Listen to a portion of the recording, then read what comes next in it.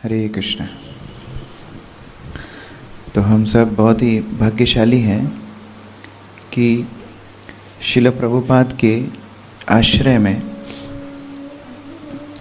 श्रीमद् भागवत का श्रवण कर रहे हैं। प्रथम द्वितीय स्कंद से शुरू करके कल शाम तक हमने 6 स्कंदों की कथा का श्रवण किया। भागवत में लगभग 18,000 श्लोक हैं और कुछ श्लोक पद्य में हैं अर्थात कविता रूप में, कुछ श्लोक गद्य में हैं अर्थात अध्याय रूप में। और जब कोई ग्रंथ पद्य और गद्य का मिश्रण होता है उसको चंपू कहा जाता है। तो ये बहुत विशेष संस्कृत लिखी है व्यासदेव ने। अब क्योंकि वैसे ही हमको ज्ञान संस्कृत का नहीं है तो हमारे लिए सब एक बराबर है, लेकिन जो दार्शनिक संस्कृत का ज्ञान रखते हैं उनके लिए भी भागवत बहुत श्रेष्ठतम ग्रंथ है। लेकिन इस भागवत ग्रंथ की महत्वता है कि जो इस भागवत का श्रवण पठन करता है भगवान श्री कृष्ण उसके हृदय में कैद हो जाते हैं और तत्क्षणात उसी समय, बाद में नहीं, उसी समय कैद हो जाते हैं। इतनी प्रिय भगवान को ये भागवत है। कल हमने अजामिल की कथा श्रवण किए थी। किस तरह एक नारायण नाम लेने से भगवान इतना प्रसन्न हो गए कि विष्णु दूतों को भेज देते हैं कि कहीं मुझे तो स्मरण नहीं कर रहा है। अब कोई पूरी भागवत श्रवण करेगा तो भगवान कितना उस व्यक्ति के लिए कृतज्ञ हो जाएंगे। इसलिए बहुत प्रेम से भगवान को अपने जीवन में स्वागत करना चाहिए भागवत के रूप में। कल 6वें स्कंद में कई भक्तों की कथाएं हमने श्रवण की। सर्वप्रथम अजामिल जो कि पूरा जीवन पाप करता है और अंत में भगवान के नाम उसकी रक्षा करते हैं।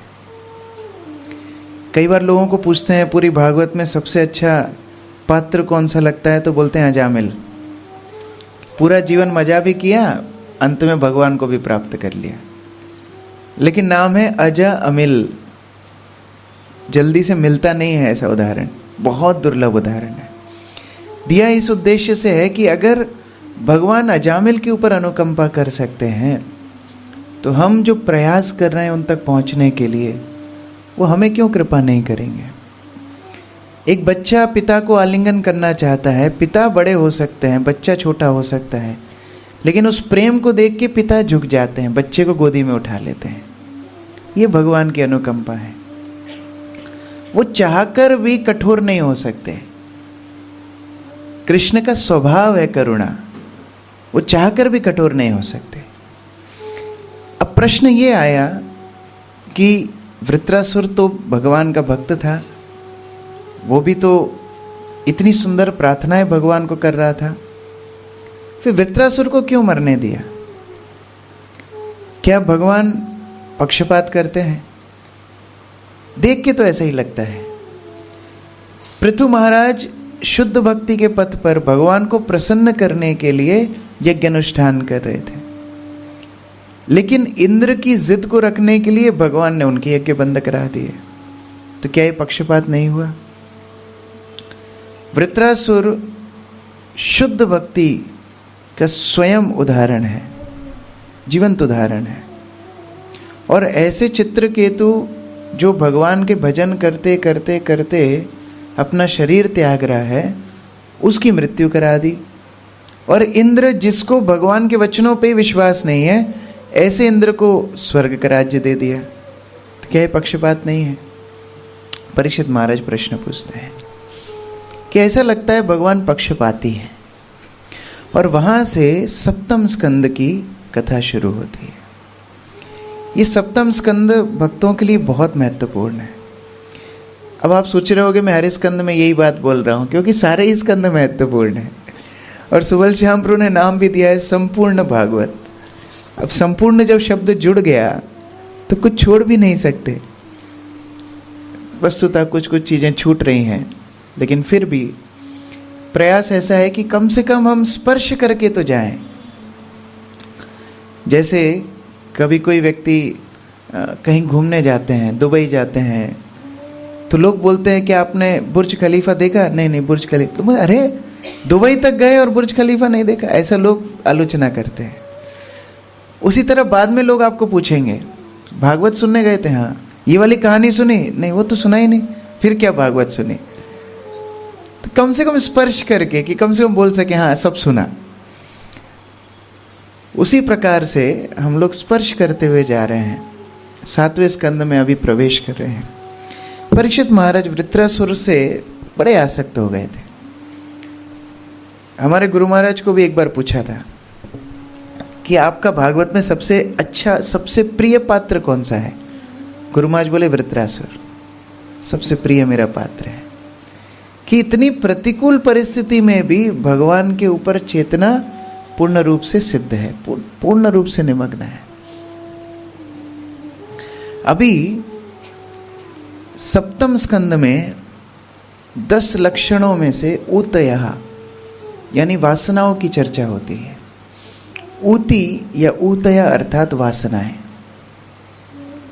हमारी किस वस्तु में आसक्ति है उसको ऊति बोलते हैं, ऊतया बोलते हैं। भोगी जो भौतिक जगत को भोगना चाहते हैं वो हर वस्तु को भोग दृष्टि से देखते हैं। उनकी ऊतया, उनकी वासना असत वासना है।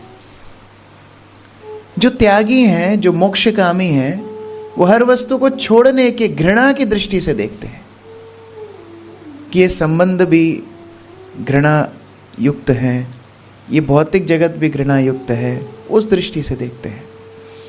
लेकिन भक्त ना तो किसी से आसक्त होता है, ना किसी से घृणा करता है। वो केवल भगवान की संतुष्टि देखता है। वो वास्तविक सत वासना है। तो ये सत और असत वासनाएं ये हमारे भीतर हमेशा होती हैं। कभी हमें मन करता है भगवान का भजन करें, कभी मन करता है कि हम इंद्रिय तृप्ति करें, सत असत वासना। लेकिन भक्त इन दोनों से ऊपर उठ जाता है। उसके लिए अपना बोलने के लिए है क्या? अमार बोलीते प्रभु और किछु नाई। मेरा बोल के है क्या? मैं किस वस्तु का अपना बोलूं कि ये मेरा है? लोग बोलते हैं आप दान करा करो। दान तब किया जाएगा जब आप किसी वस्तु को धारण करोगे। भगवान की सेवा में कोई वस्तु को लगाना वास्तविक दान नहीं है। उनकी वस्तु को उनको लौटाना है, ईमानदारी है। सेवा में नहीं लगाना चोरी होगा। हमारा बोलीते प्रभु और किछु नाई। मेरा खुद का है क्या? और इसीलिए दोनों उदाहरण इस 7वें स्कंद में हमको पढ़ने के लिए मिलेंगे। सतवासना असतवासना।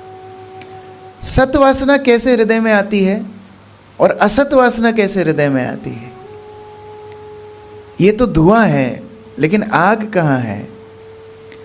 सतवासना आती है महत कृपा से। वैष्णव जिसके ऊपर कृपा कर देते हैं, दृष्टि कर देते हैं, उसके अंदर सतवासनाएं आने लगती है। श्रील प्रभुपाद अमेरिका गए, जिसके ऊपर दृष्टिपात किया वो कृष्ण भजन करने लगा। क्या योग्यता थी? प्रभुपाद को पूछा कि श्रील प्रभुपाद, हम जो ये कृष्ण भक्ति में आए हैं, हमारी क्या योग्यताएं थी? प्रभुपाद बोले आपकी कोई योग्यताएं नहीं थी, मैंने आपको योग्य बनाया। महत कृपा से सतवासना आती है और ठीक विपरीत महत कोप से असतवासना आती है।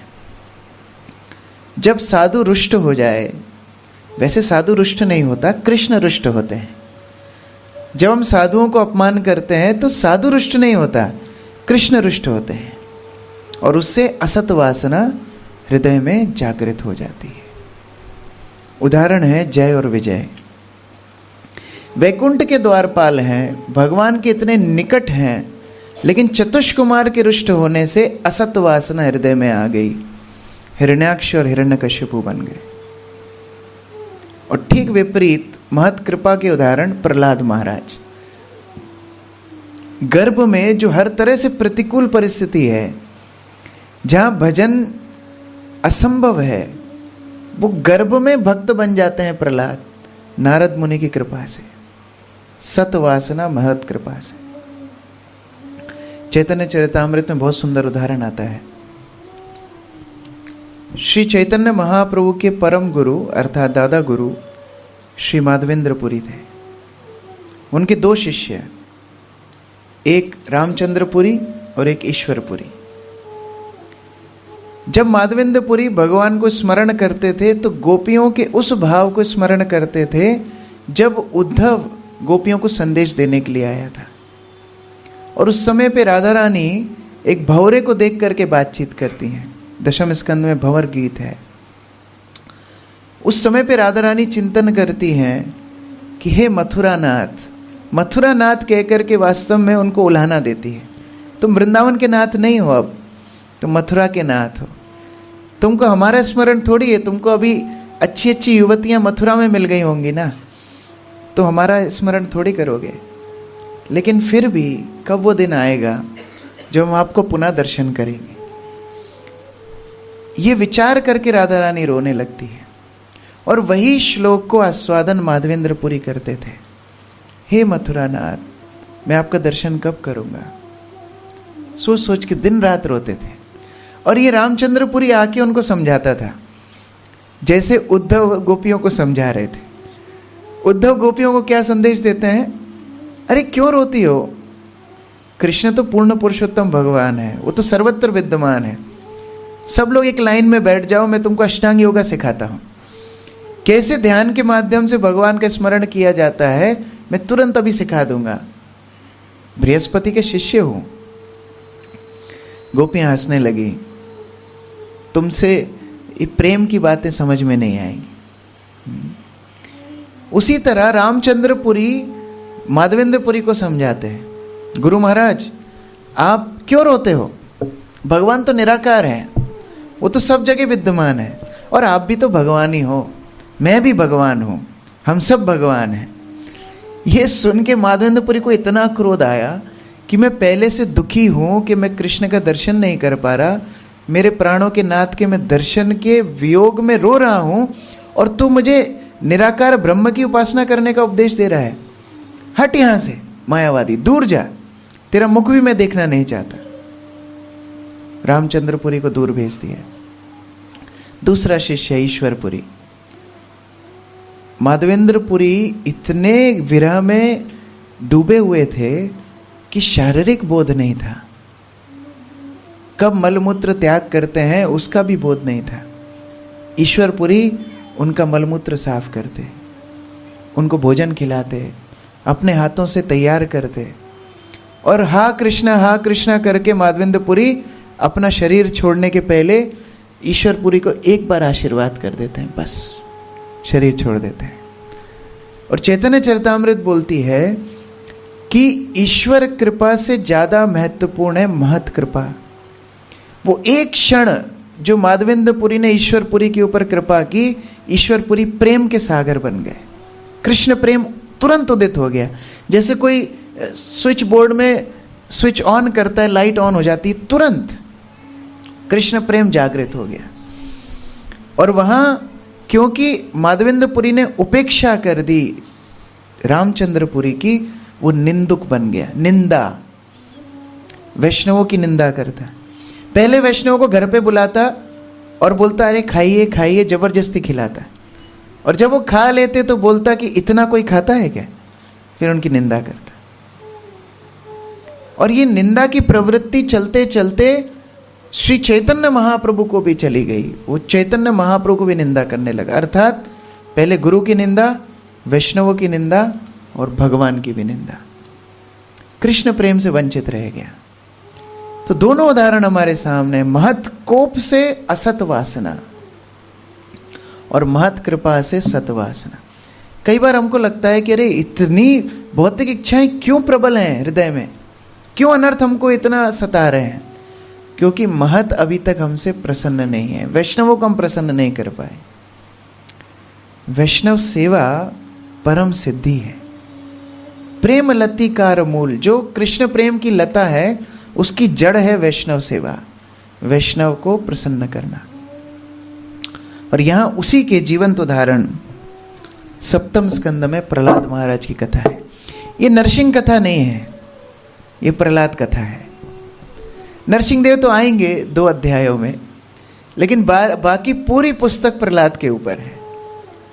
अभी अभी बहुत सुंदर मूवी सब देख के आए होंगे, महाअवतार नरसिंह। लेकिन मैं दावे से कह सकता हूं नरसिंहदेव से ज्यादा आपके हृदय को जीता होगा प्रहलाद महाराज ने। ये कथा ही कुछ ऐसी है। प्रहलाद की भक्ति ने भगवान को आकृष्ट किया। भगवान जब अवतार लेते हैं तो बहुत सारे प्रयोजन एक अवतार में सिद्ध कर देते हैं। जैसे जब भगवान राम अवतार में आते हैं तो बहुत सारे असुरों का दमन करते हैं, बहुत सारे भक्तों को अपनी कृपा देते हैं। वन में दंडकारण्य में सरभंगा इत्यादि ऋषिगण कई युगों युगों से तपस्या कर रहे थे, उन सबको आदान प्रदान करते हैं। जब कृष्ण लीला में आते हैं तो और पूरा बैकलॉग क्लियर करते हैं। राम अवतार में कई लोगों को वादा किया। सीता देवी को देख करके दाढ़ी वाले साधु भी आ गए, बोले हम भी आपकी अर्धांगिनी बनेंगे।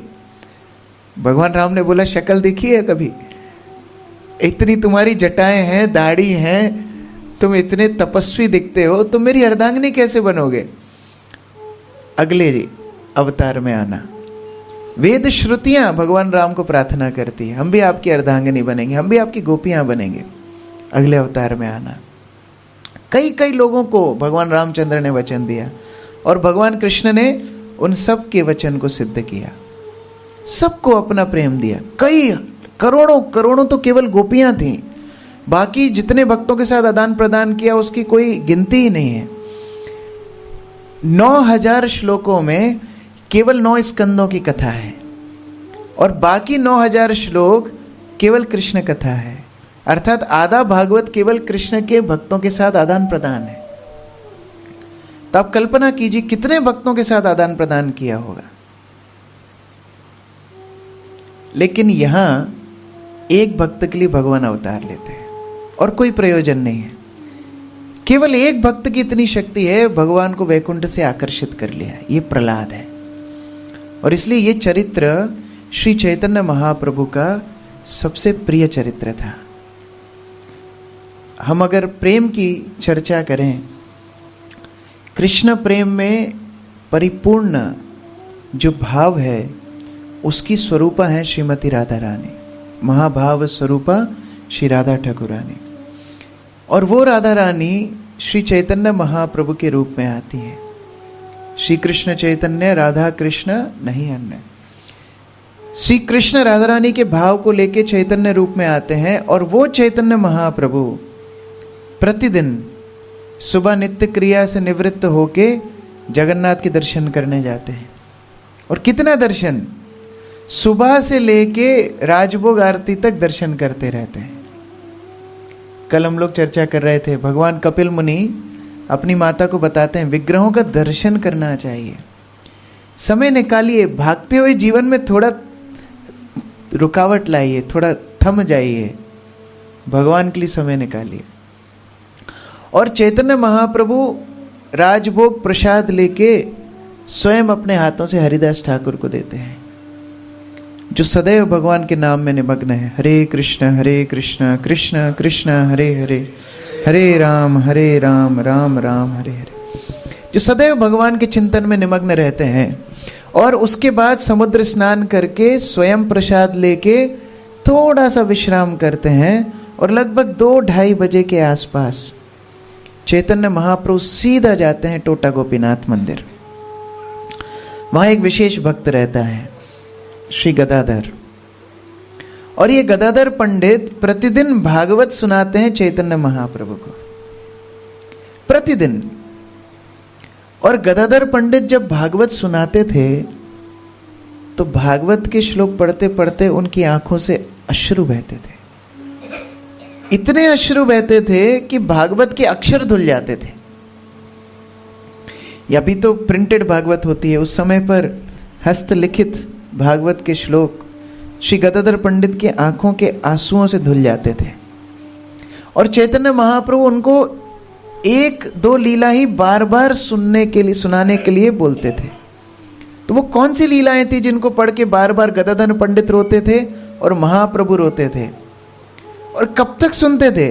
जब तक सूर्यास्त ना हो जाए कि पढ़ने के लिए पर्याप्त प्रकाश ना हो, तब तक सुनते थे। प्रतिदिन 2 कथाएं, ध्रुव चरित्र, प्रहलाद चरित्र, ये 2 वैष्णवों की कथा प्रतिदिन सुनते थे। स्वयं राधा रानी, स्वयं श्री कृष्ण। क्योंकि बाल्यावस्था में की गई भक्ति बड़ी स्वाभाविक होती है। हम जितने बड़े होते जाते हैं उतने जटिल होते जाते हैं। एक बार एक छोटी सी बच्ची एक दुकानदार के पास गई, छोटी सी, सुंदर दिख रही है। वो दुकानदार को बोलती है, क्या मैं आपको अच्छी लगती हूं? दुकानदार तो गदगद हो गया, बोले हाँ आप तो बहुत सुंदर लग रही हो, एकदम परी जैसी दिखती हो। वो बोलती है, तो क्या फिर मैं जब बड़ी हो जाऊंगी तो आपके बेटे की शादी आप मुझसे कराओगे? दुकानदार बोलता है, हाँ हाँ, तुम जब बड़ी हो जाओगी तो मेरे बेटे की शादी मैं तुमसे कराऊंगी। तो छोटी बच्ची बोलती है, अगर आप अपने बेटे की शादी मुझसे कराने ही वाले हो तो फिर ये टॉफी मुझे फ्री में दे दो, पैसा मत मांगना। छोटे बच्चे वैसे ही सबका प्रेम आकर्षित करते हैं, और ऐसे बच्चे स्वाभाविक अगर कृष्ण के प्रति अपने प्रेम को अर्पित करें तो भगवान कितने उनसे प्रभावित होंगे। इसलिए ध्रुव और प्रहलाद स्वाभाविक भक्ति, कोई जटिलता नहीं है, कोई कॉम्प्लेक्स भाव नहीं है। और इसीलिए प्रहलाद का चरित्र हमारे लिए बहुत महत्वपूर्ण है। परीक्षित महाराज प्रश्न पूछ रहे हैं, समः प्रिया सुहृद ब्रह्मन भूतानाम भगवान स्वयं। जो भगवान समः अर्थात समदर्शी है, वो क्यों पक्षपात करते दिखते हैं? जो भगवान प्रिय हैं, सबके हृदय में बैठे हुए हैं, उनका कोई शत्रु नहीं, वो क्यों पक्षपात करते हैं?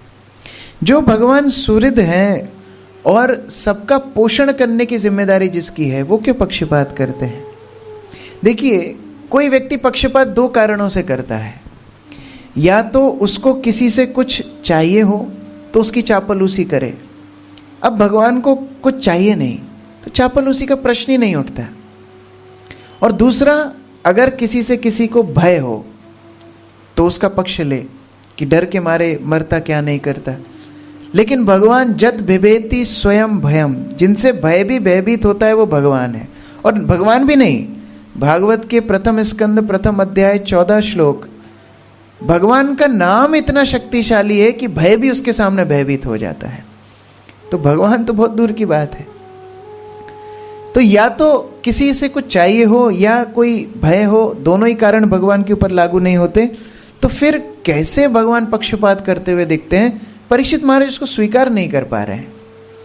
सुखदेव गोस्वामी बताते हैं कि देखो, कोई व्यक्ति 3 गुणों में होता है, सतोगुण, रजोगुण, तमोगुण। सतोगुण में जो व्यक्ति होता है उसकी स्वतः वृद्धि होती है। रजोगुण में जो व्यक्ति होता है वो अपने समान स्तर पे रहता है। तमोगुणी व्यक्ति अधोगति को प्राप्त होता है। गीता में भगवान बताते हैं, ऊर्ध्वं गच्छन्ति सत्वस्तः मध्ये तिष्ठन्ति राजसा अधो गच्छन्ति तामसा।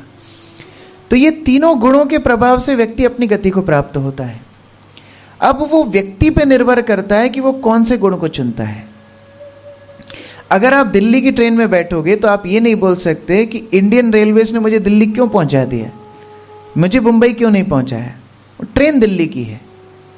असुर गण तमोगुण को स्वीकारते हैं, इसलिए अधोगति होती है।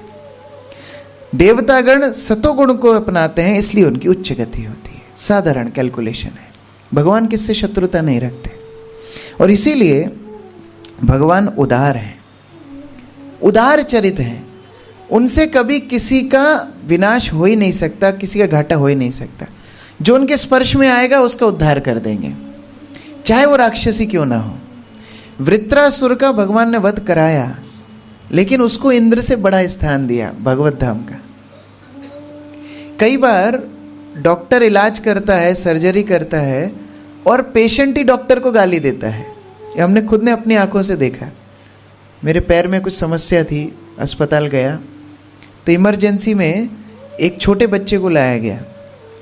एक्सीडेंट के कारण उसके पैंट के अंदर ऊपर से कुछ शायद कांच या ऐसा कुछ टुकड़ा चला गया था।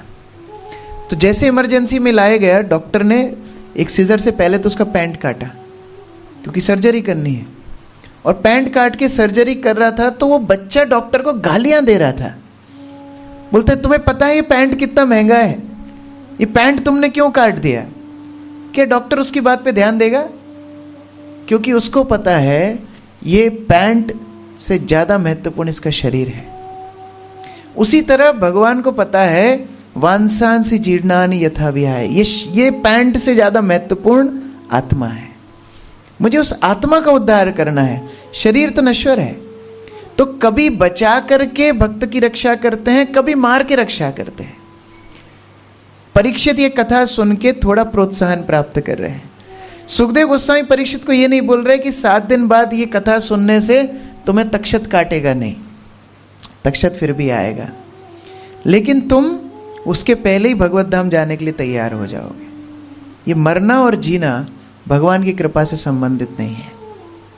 और इसीलिए परीक्षित महाराज को एक कथा सुखदेव गोस्वामी सुनाते हैं उदाहरण से। सुखदेव गोस्वामी बोलते हैं, परीक्षित तुम्हारे अंदर तुम्हारे पूर्वजों के गुण हैं। क्यों? क्योंकि ठीक ऐसा प्रश्न तुम्हारे दादाजी ने पूछा था, युधिष्ठिर महाराज। राजसूय सभा, जब राजसूय यज्ञ हो रही है, राजसूय यज्ञ में बहुत बड़ा अनुष्ठान है। महाराज युधिष्ठिर ने अलग अलग लोगों को अलग अलग जिम्मेदारियां दी। अर्जुन को जिम्मेदारी दी गई कि आपको डोनेशन कलेक्शन करना है, कोई अनुष्ठान में दान तो चाहिए, तो धनंजय नाम पड़ा, अलग अलग स्थानों से धन अर्जित करके लेकर के आया। भीम को जिम्मेदारी दी गई कि तुम रसोई संभालो। देखो, जो चटोरा नहीं है वो दूसरों को नहीं खिला सकता, जो साधु है वो फिर दाल दलिया ही खिलाएगा। अगर कोई खाना पसंद करता है तभी दूसरों को खिला सकता है। भीम है व्रकोदर, स्वयं खाना पसंद करता है, दूसरों को खिलाता है। इसलिए आप हलवाइयों को देखोगे, जो हलवाई का पेट नहीं, उसकी दुकान में ही नहीं जाना चाहिए। व्रकोदर। द्रौपदी को जिम्मेदारी दी गई खाना परोसने की, प्रसाद परोसने की। परोसने वाले को भी उदार होना चाहिए। चटनी जैसी सब्जी दे, चरणामृत जैसी खीर दे, तो उसको हटा देना चाहिए।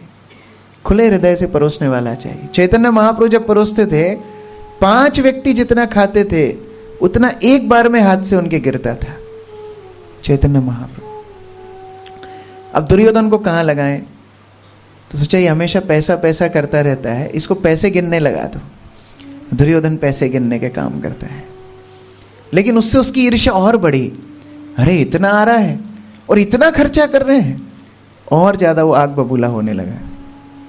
भगवान श्री कृष्ण स्वयं साधुओं के चरण धुलाने की सेवा लेते हैं, उनकी पत्तल उठाने की सेवा लेते हैं। भगवान श्री कृष्ण की उदारता है।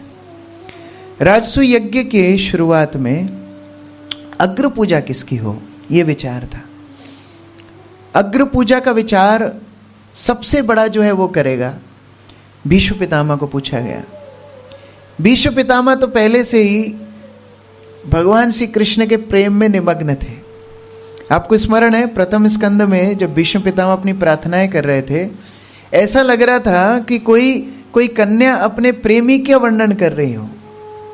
बोलते मुझे वो दिन स्मरण आ रहा है जब आप रथ से कूदे थे, हाथ में आपने चक्र रूप में रथ का पहिया पकड़ रखा था, आपके घुंघराले बाल आपके गाल पे आ रहे थे, युद्ध की उड़ती हुई मिट्टी आपके शरीर पे लगी हुई थी। मैं उस चक्रपाणी भगवान को स्मरण कर रहा हूं। भीष्म पितामह बाणों की शैया पर भी ऐसे बातचीत कर रहे हैं जैसे लाइव देख रहे हो, भगवान श्री कृष्ण उनकी तरफ दौड़े आ रहे हैं। भीष्म पितामह भगवान श्री कृष्ण को प्रणाम करते हुए बोलते हैं, अगर साक्षात भगवान यहां हो तो विचार भी नहीं होना चाहिए कि अग्र पूजा किसकी हो। लेकिन फिर भी just for double confirmation Sahdev को पूछिए। सहदेव सबसे शांत रहने वाला व्यक्ति है, सबसे चुप। पूरी महाभारत में आप सहदेव की ज्यादा डायलॉग नहीं सुनोगे, एकदम शांत। लेकिन आज सहदेव बोला अगर ये समग्र सृष्टि को आप एक सूत्र में बांधना चाहते हो तो वो सूत्र है श्री कृष्ण। सूत्रे मणि गणाएवा, ये भगवान श्री कृष्ण है। इनकी पूजा करने से समग्र सृष्टि की पूजा होती है। यस्मिन तुष्टे जगत तुष्टा, आप भगवान श्री कृष्ण की अग्र पूजा करो। युधिष्ठिर महाराज तैयार हो गए। अग्र पूजा करने के लिए जैसे ही प्रस्तुत हुए, एक व्यक्ति को समस्या हो गई। कौन था? शिशुपाल। ये भगवान के कजिन है, भगवान का ही भाई है, लेकिन जब से जन्म लिया है तब से बोलना मम्मी पापा बाद में बोला होगा, भगवान कृष्ण को गाली देना पहला इसने सीखा बचपन से ही। कृष्ण को द्वेष इतना करता था कि प्रतिदिन पूरा दिन भगवान के गलतियां निकाल के उनको अपशब्द बोलता था। माता बड़ी चिंतित हो गई। माता ने भगवान कृष्ण को बोला, देख इसको तू मारना मत। कृष्ण बोलते हैं, देखो मारूंगा नहीं, 100 गलतियां जब तक करेगा जब तक मारूंगा नहीं, 100 के ऊपर करेगा तो फिर मुझे मालूम नहीं मैं क्या करूंगा। माफ कर भी सकता हूं, मार भी सकता हूं। और इसका कैलकुलेशन इतना फिट रहता था, रोज 99 करता था बराबर, और फिर रुक जाता था, टू बी कंटिन्यूड, कल। तो रोज 99 गलतियां निकालता था। आज आपा खो दिया। अपने सामने भगवान कृष्ण को पूजा होते हुए देख रहा है, सहन नहीं कर पाया। बीच सभा में खड़ा होकर के भगवान को अपशब्द बोलने लगा। अरे तुम इसकी पूजा करते हो, इसके तो जन्म का ही पता नहीं, कहां इसने जन्म, अभी तक बर्थ सर्टिफिकेट ही पता नहीं इसने जन्म कहां लिया है। कोई बोलता है मथुरा में जन्म लिया, कोई बोलता है वृंदावन में जन्म लिया। और अगर मथुरा भी मानते हो तो इतना ये कृतज्ञ है, जिन माता पिता से जन्म लिया उनको कारागृह में छोड़ के ये भाग गया। और अगर वृंदावन में जन्म मानते हो तो जिन माता पिता ने, नंद और यशोदा ने इतना प्रेम किया, उनको छोड़ के मथुरा आ गया। दोनों तरह से कृतज्ञ है। जो गोपियों ने इतना प्रेम किया, कभी मुड़ के उनकी तरफ नहीं देखा। और देखो, जब ये छोटा सा था, बेचारा दूध पिलाने एक महिला आई, उसको भी गला घोट के मार दिया, पूतना। एक सज्जन आए इसको घुमाने के लिए, गोदी गोदी करने के लिए, उसका भी मुक्का मार के वध कर दिया, तृणाव्रत। एक बैल आया, बैल की हत्या की, ये गो हत्यारा है, इसका नाम गोपाल नहीं होना चाहिए। बिचारी एक पक्षी अपने यमुना में विहार कर रही थी, उसकी चोंच फाड़ दी, बकासुर। एक सांप शांति से कुंड में रहता था, उसको इतना निर्दयता से परेशान किया, बेचारे को कुंड छोड़ के जाना पड़ा, कालिया। एक घोड़ा आया, उसके मुंह में पता नहीं क्या डाला, वो बेचारा वहीं ऑन स्पॉट मर गया, केशी। कितना बताऊं। और वास्तव में जब इसको बोला कि तू थोड़ी पढ़ाई लिखाई कर ले, ये सब गंदे गंदे काम करता है, पढ़ने भेजा, 2 महीने में स्कूल से भाग के आ गया। सारे अवगुण है इसके अंदर। शादी की तो एक नहीं की, 16,108 की। क्या क्या बताऊं मैं। भगवान गिनते जा रहे हैं, 1 2 3, और भगवान चेतावनी दे रहे हैं, इतने हो गए। और भीष्म इत्यादि का खून उबल रहा है, भीम मारने के लिए तत्पर है। भगवान सबको संकेत कर रहे हैं, रुको, आज मैं इसका उद्धार करूंगा। जैसे ही 99 पूर्ण हुए, 100वां गाली जैसे ही देता है, भगवान अपने सुदर्शन को छोड़ देते हैं। और इतना सुदर्शन निपुण है वध करने में कि एक खून की बूंद भी उस सभा में गिरी नहीं, क्योंकि अपवित्र ना हो जाए। और शिशुपाल का वध भी हो गया। और जैसे शिशुपाल का वध हुआ, पूरी सभा के सामने सामने एक ज्योति रूप में शिशुपाल की आत्मा भगवान श्री कृष्ण के शरीर में समाहित हो गई। भगवान ने सायुज्य मुक्ति शिशुपाल को दे दी। यह सुन के परीक्षित महाराज बहुत परेशान हो गए। अरे कैसे इसको मुक्ति मिली? सुखदेव ने बोला, हाँ, इसी तरह आपके दादाजी भी परेशान हुए थे। युधिष्ठिर महाराज बोलते हैं, वेण जिसने भगवान का निरादर किया, ब्राह्मणों ने उसको वध करके नरक में भेजा। और ये तो डायरेक्ट भगवान को इतना अपशब्द बोलता था, इसको सायुज्य मुक्ति कैसे मिल गई? तब नारद मुनि बोलते हैं, अब बैठ जाओ सब, प्रवचन शुरू होने वाला है। भगवान श्री कृष्ण साक्षात सिंहासन पे बैठे हैं, भगवान के सामने प्रवचन शुरू हुआ है। प्रहलाद का चरित्र भगवान स्वयं बैठ के सुने हैं। नारद मुनि आसन पे बैठे, युधिष्ठिर महाराज उनके चरणों में बैठे, और नारद मुनि अब अपने शिष्य का इतिहास बता रहे हैं। नारद मुनि बताते हैं कि देखो युधिष्ठिर, भगवान चाहते हैं कि ये न केन प्रकारेण, हमारी चेतना उनके चरणों में लगे। वो यही अपेक्षा हमसे करते हैं और कोई अपेक्षा नहीं करते। अलग अलग कारणों से लोग उनके अंदर अपनी चेतना को लगा सकते हैं। जैसे गोपियों ने कामवश लगाई, कंस ने क्रोधवश लगाई, शिशुपाल ने द्वेषवश लगाई, और यादवों ने संबंधवश कि हमारे संबंधी हैं। फिर भी हर एक की चेतना को भगवान स्वीकार करते हैं। लेकिन अगर ऐसी भक्ति कोई करे कि अनुकूल रूप से कृष्ण में चेतना लगा दे, तो भगवान उसकी उपेक्षा कैसे कर सकते हैं? तुम तो भगवान के अनुकूल भक्त हो, और भगवान का स्पर्श ही कुछ ऐसा है कि जिसको वो स्पर्श कर देंगे वो पवित्र हो जाएगा। ये शिशुपाल सुबह से रात तक कृष्ण का चिंतन करता था, भले गाली देने के लिए करता हो, और वो चिंतन से पवित्र हो गया। भगवान ने सायुज्य मुक्ति दे दी। अभी कोई गंगा का नहर बह रही है और उसके तट पर आम का पेड़ है, बबूल का पेड़ है, अलग अलग पेड़ हैं, तो गंगा के जल का दोष नहीं है। वो पेड़ के स्वभाव के अनुसार कोई मीठा फल देता है, कोई कड़वा फल देता है, कोई कांटे देता है। गंगा का जल तो समान है। उसी तरह यद्यपि भगवान सबको कृपा करने के लिए तैयार हैं, लेकिन अलग अलग स्वभाव के कारण लोग अलग अलग तरह से भगवान से आदान प्रदान करते हैं। उदाहरण सुनिए प्रहलाद का। अभी गुरु अपने शिष्य का गुणगान कर रहे हैं। सबसे पहले बताते हैं, जब हिरण्याक्ष का वध भगवान ने किया, हिरण्याक्ष के वध की कथा तीसरे स्कंद में हम सुन चुके हैं। हिरण्याक्ष के वध के बाद हिरण्याक्ष का शरीर, उसका शव जब हिरण्यकशिपु और हिरण्यकशिपु के संबंधियों के सामने पड़ा हुआ था, सब शोक से व्याकुल थे, रो रहे हैं, चिल्ला रहे हैं, कातर हैं। उस समय पर हिरण्यकशिपु प्रवचन देते हैं।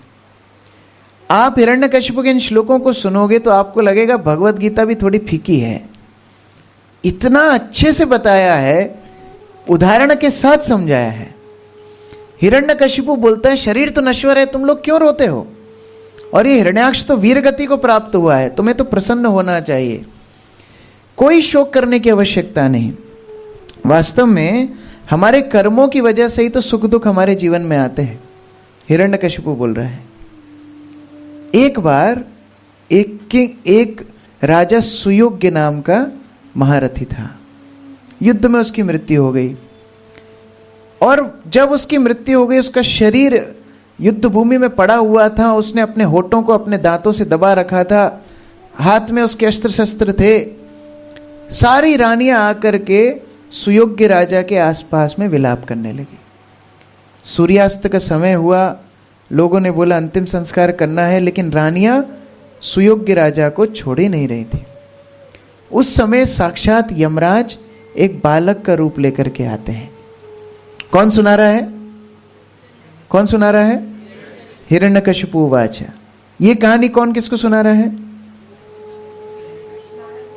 नारद मुनि युधिष्ठिर को।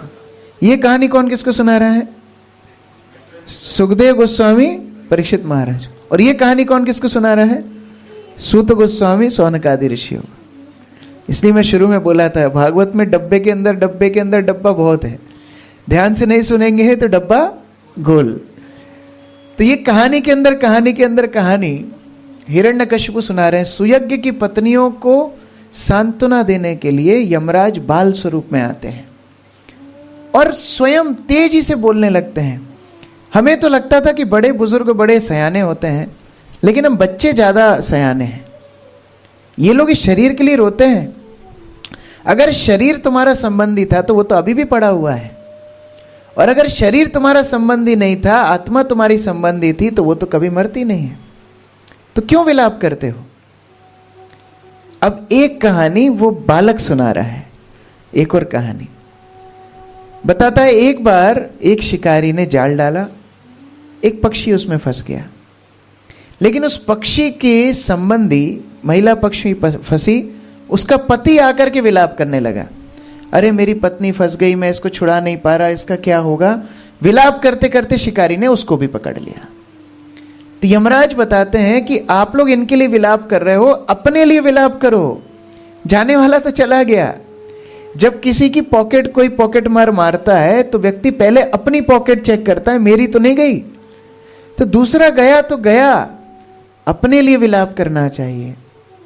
और इसीलिए आप इनका अंतिम संस्कार करो और भगवान का भजन करो। अब हिरण्यकशिपु ये प्रवचन दे करके हिरण्याक्ष की पत्नी, अपनी माता दिति इत्यादि सबको शांत कर देता है, लेकिन स्वयं के ऊपर क्या प्रभाव है वो उसकी आगे की कहानी बताती है।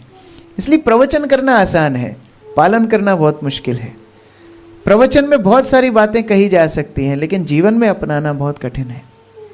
यहां हिरण्याक्ष का अंतिम संस्कार हुआ और अंतिम संस्कार के बाद हिरण्यकशिपु सबको बुलाता है और हिरण्यकशिपु बताता है कि ओ नामुची, पल्क, विप्रचित्ति, पिलोमन, सब इकट्ठे हो जाओ।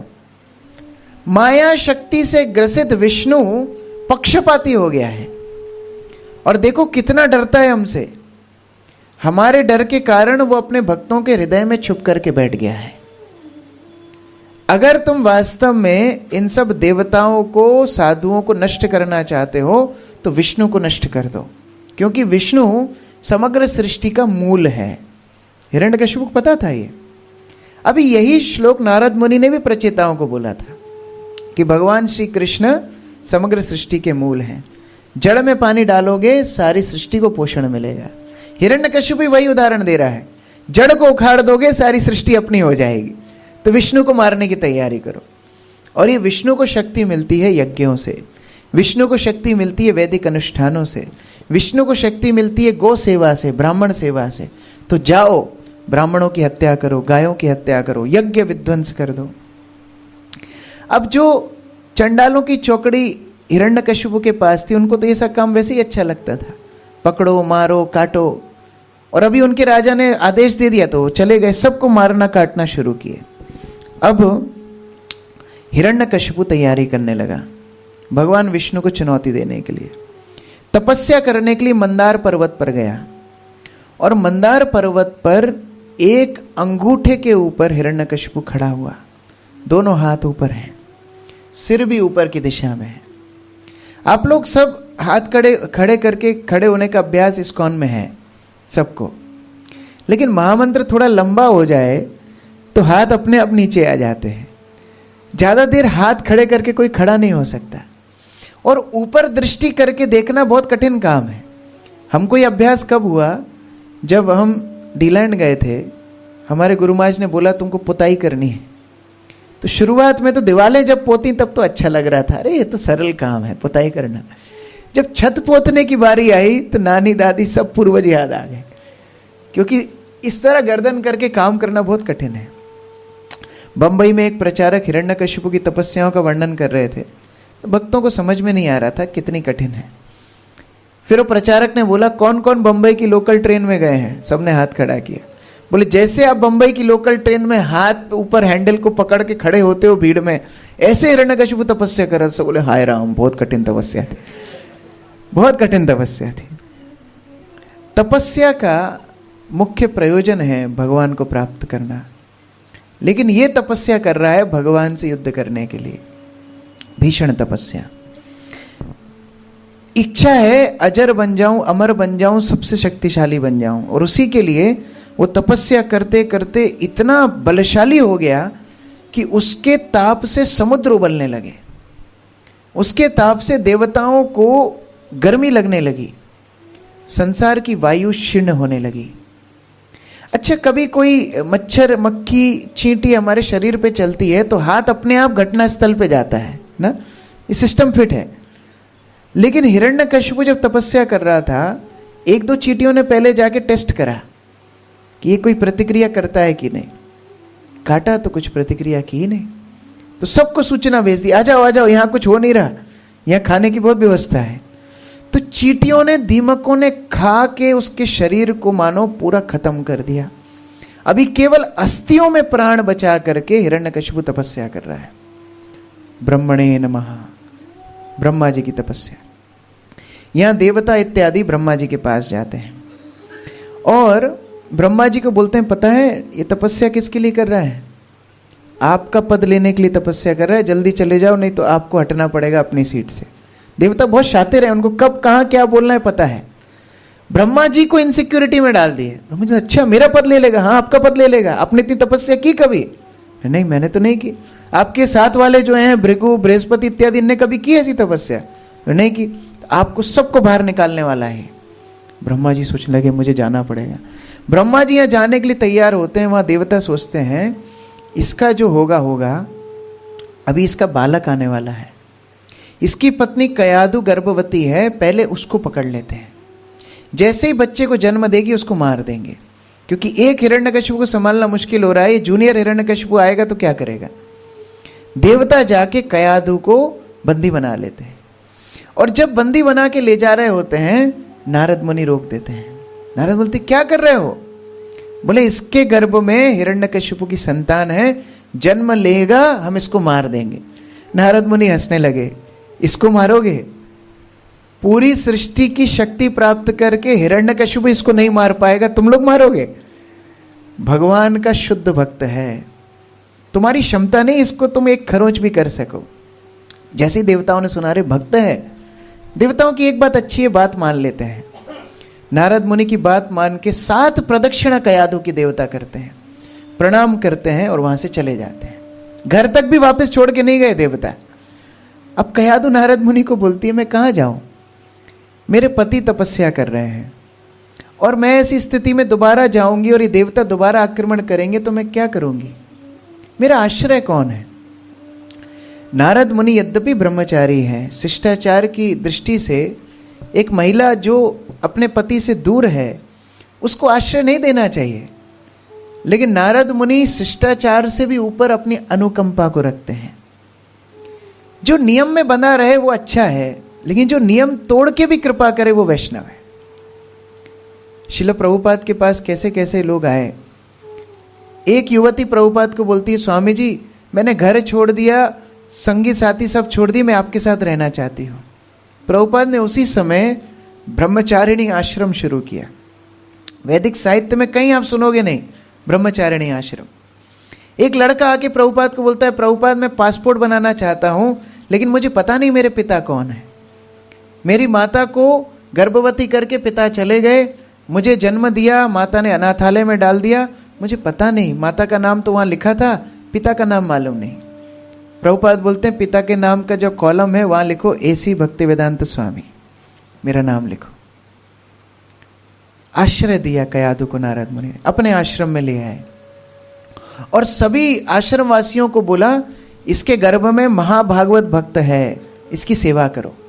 सब आश्रमवासी उनको सेवा करते हैं और नारद मुनि रोज प्रवचन करते हैं, केवल एक कयादु के लिए। नारद मुनि ने सोचा कि हिरण्यकशिपु की संगति में कभी भक्त नहीं बन पाएगी, अभी मौका है, जितना समय मेरे आश्रम में है मैं कुछ दे के जाऊं। साधु ये विचार करते हैं मनोरंजन नहीं, मैं कृष्ण चेतना दे करके जाऊं जीव को। कयादु को बिठाया, प्रवचन कर रहे हैं, लेकिन नारद मुनि कयादु को नहीं देखते हैं, नारद मुनि गर्भ को देख के प्रवचन करते हैं। और वो बच्चा भी अंदर बैठ करके सुन रहा है, हाथ जोड़ के सुन रहा है। कभी इधर उधर होता है तो नारद मुनि बोलते हैं सीधे बैठ, कयादु बोलते मैं तो सीधे बैठी हूं। नहीं आपको नहीं बोल रहा हूं, अंदर बच्चे को बोल रहा हूं, सीधे बैठ, ध्यान से सुन। नारद मुनि गर्भ में प्रचार कर रहे हैं और गर्भ में प्रहलाद महाराज सारी शिक्षाएं नारद मुनि से ग्रहण कर रहे हैं। यहां ब्रह्मदेव हिरण्यकशिपु के सामने प्रकट हो जाते हैं, भृगु इत्यादि सारे साधुओं को लेकर के जाते हैं और सबको दिखाते हैं देखो इसकी तपस्या देखो, हम सबके अंदर सामर्थ्य नहीं हम इस तरह तपस्या कर सके, इसको वरदान देना ही होगा। हिरण्यकशिपु केवल ध्वनि मात्र आ रही है, अपने शरीर को खो चुका है। ब्रह्मदेव अपने जल को छीट करके उसको पुनः शरीर देते हैं। तब हिरण्यकशिपु वार्तालाप शुरू करता है। ब्रह्मा जी बोलते हैं वो मांगो हिरण्यकशिपु क्या चाहिए। हिरण्यकशिपु बोलता है आप डायरी पेन ले लीजिए, लंबी लिस्ट है, बहुत कुछ मांगने वाला हूं, क्या चाहते हो? सबसे पहले तो मैं अमर होना चाहता हूं। ब्रह्मा जी बोलते हैं मैं स्वयं अमर नहीं, तेरे को अमर कहां से करूंगा? जिसके पास 1000 रुपए हो उससे 2000 रुपए मांगता है, कुछ और मांग। हिरण्यकशिपु बहुत समझदार था, वो ब्रह्मा जी को बोलता है मैं ऐसे वरदान मांगूंगा कि लगभग अमर ही हो जाऊंगा। आपके बनाए हुए ये आपसे उत्पन्न कोई भी जीव से मेरी मृत्यु ना हो। क्यों? क्योंकि वरादेव ब्रह्मा जी की नासिका से उत्पन्न हुए थे। तो हिरण्यकशिपु को पता था आपसे उत्पन्न आपके बनाए हुए किसी जीव से मेरी मृत्यु ना हो। ठीक है, लेकिन संकट यह भी है कि विष्णु निराकार रूप में भी आ सकता है। क्या करें? तो मेरी मृत्यु कोई अस्त्र शस्त्र से ना हो। अस्त्र और शस्त्र में अंतर होता है, एक पकड़ के वार करते हैं, एक फेंक के वार, दोनों से ना हो। ठीक है, मेरी 12 महीने जो हैं साल के, उनमें मृत्यु ना हो। ठीक है, तथास्तु। ब्रह्मा जी भी सोचे अपन को थोड़ी कुछ करना है, भगवान देख ही लेंगे। ब्रह्मा जी भी बोले ठीक है तथास्तु, ले क्या क्या चाहिए तुझे? बोले मैं घर के भीतर ना मरूं, अंदर ना मरूं, बाहर ना मरूं, तथास्तु। आकाश में ना मरूं, पाताल में ना मरूं, तथास्तु। क्योंकि बरादेव ने हिरण्याक्ष को आकाश में मारा था, ना मरो, तथास्तु। सारे वरदान लेकर के हिरण्यकशिपु बोलता है अभी आप मुझे ये आशीर्वाद दीजिए कि सारी योगिक सिद्धियां मेरे अंदर आ जाएं। जो योगी करोड़ों साल तपस्या करते हैं वो सिद्धियां मेरे अंदर आ जाएं, तथास्तु। मैं एकमात्र राजा हूं समग्र सृष्टि का, सारे देवता मेरे अधीनस्थ कार्य करें, तथास्तु। सारे वरदान हिरण्यकशिपु तथास्तु तथास्तु देते जा रहे हैं। हिरण्यकशिपु सोच रहा है मैं ब्रह्मा जी को मूर्ख बना रहा हूं। ब्रह्मा जी जानते हैं छलियों में सबसे बड़े छलिया भगवान है, तू मांग, तुझे जो चाहिए वो ले जा। अब ब्रह्मा जी आशीर्वाद दे करके अपने धाम को लौट गए। यहां हिरण्यकशिपु ने आतंक मचाना शुरू किया। पहले ही तो आतंक मचा रहा था, अभी हिरण्यकशिपु जा करके इंद्रपुरी पर आक्रमण करता है, सारे देवताओं को बंदी बना लेता है और सबको अपने दास रूप से बिठा करके अभी पहली मीटिंग हिरण्यकशिपु कर रहा है देवताओं के साथ। देवताओं को हिरण्यकशिपु बोलता है देखो मैं तुमको अपनी पदवियों से हटा नहीं रहा हूं, तुम सब काम अपने वही वही करोगे। वरुण देव आप जल की रक्षा करोगे, सूर्य चंद्र इंद्र सब अपने अपने काम करोगे, लेकिन अब मैं जो बोलूंगा वो करोगे। बिना सैलरी के काम करवाता था, भागवत में लिखा है, कुछ नहीं देता था, यज्ञों का भाग स्वयं खाता था, पिंडदान जो लोग अपने पितरों के लिए करते थे वो स्वयं खाता था, मदिरा पी करके दिन रात पड़ा रहता था। और व्यवस्था ऐसी थी हिरण्यकशिपु के राज्य में, आपको लगेगा हिरण्यकशिपु का राज्य बहुत अच्छा है, किसी को मेहनत नहीं करनी पड़ती थी। जो केवल हरे हिरण्यकशिपु हरे हिरण्यकशिपु किशिपु कशिपु हरे हरे जब करता था उसको होम डिलीवरी मिलती थी। अनाज, रत्न, आभूषण, वस्त्र सब देवता उसके घर पे छोड़ के आते थे। यह व्यवस्था हिरण्यकशिपु ने बनाई थी।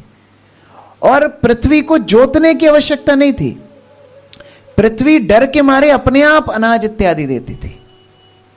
सूर्य और चंद्र को विशेष आदेश था कि ना बहुत ज्यादा गर्मी होना चाहिए ना बहुत ज्यादा ठंड।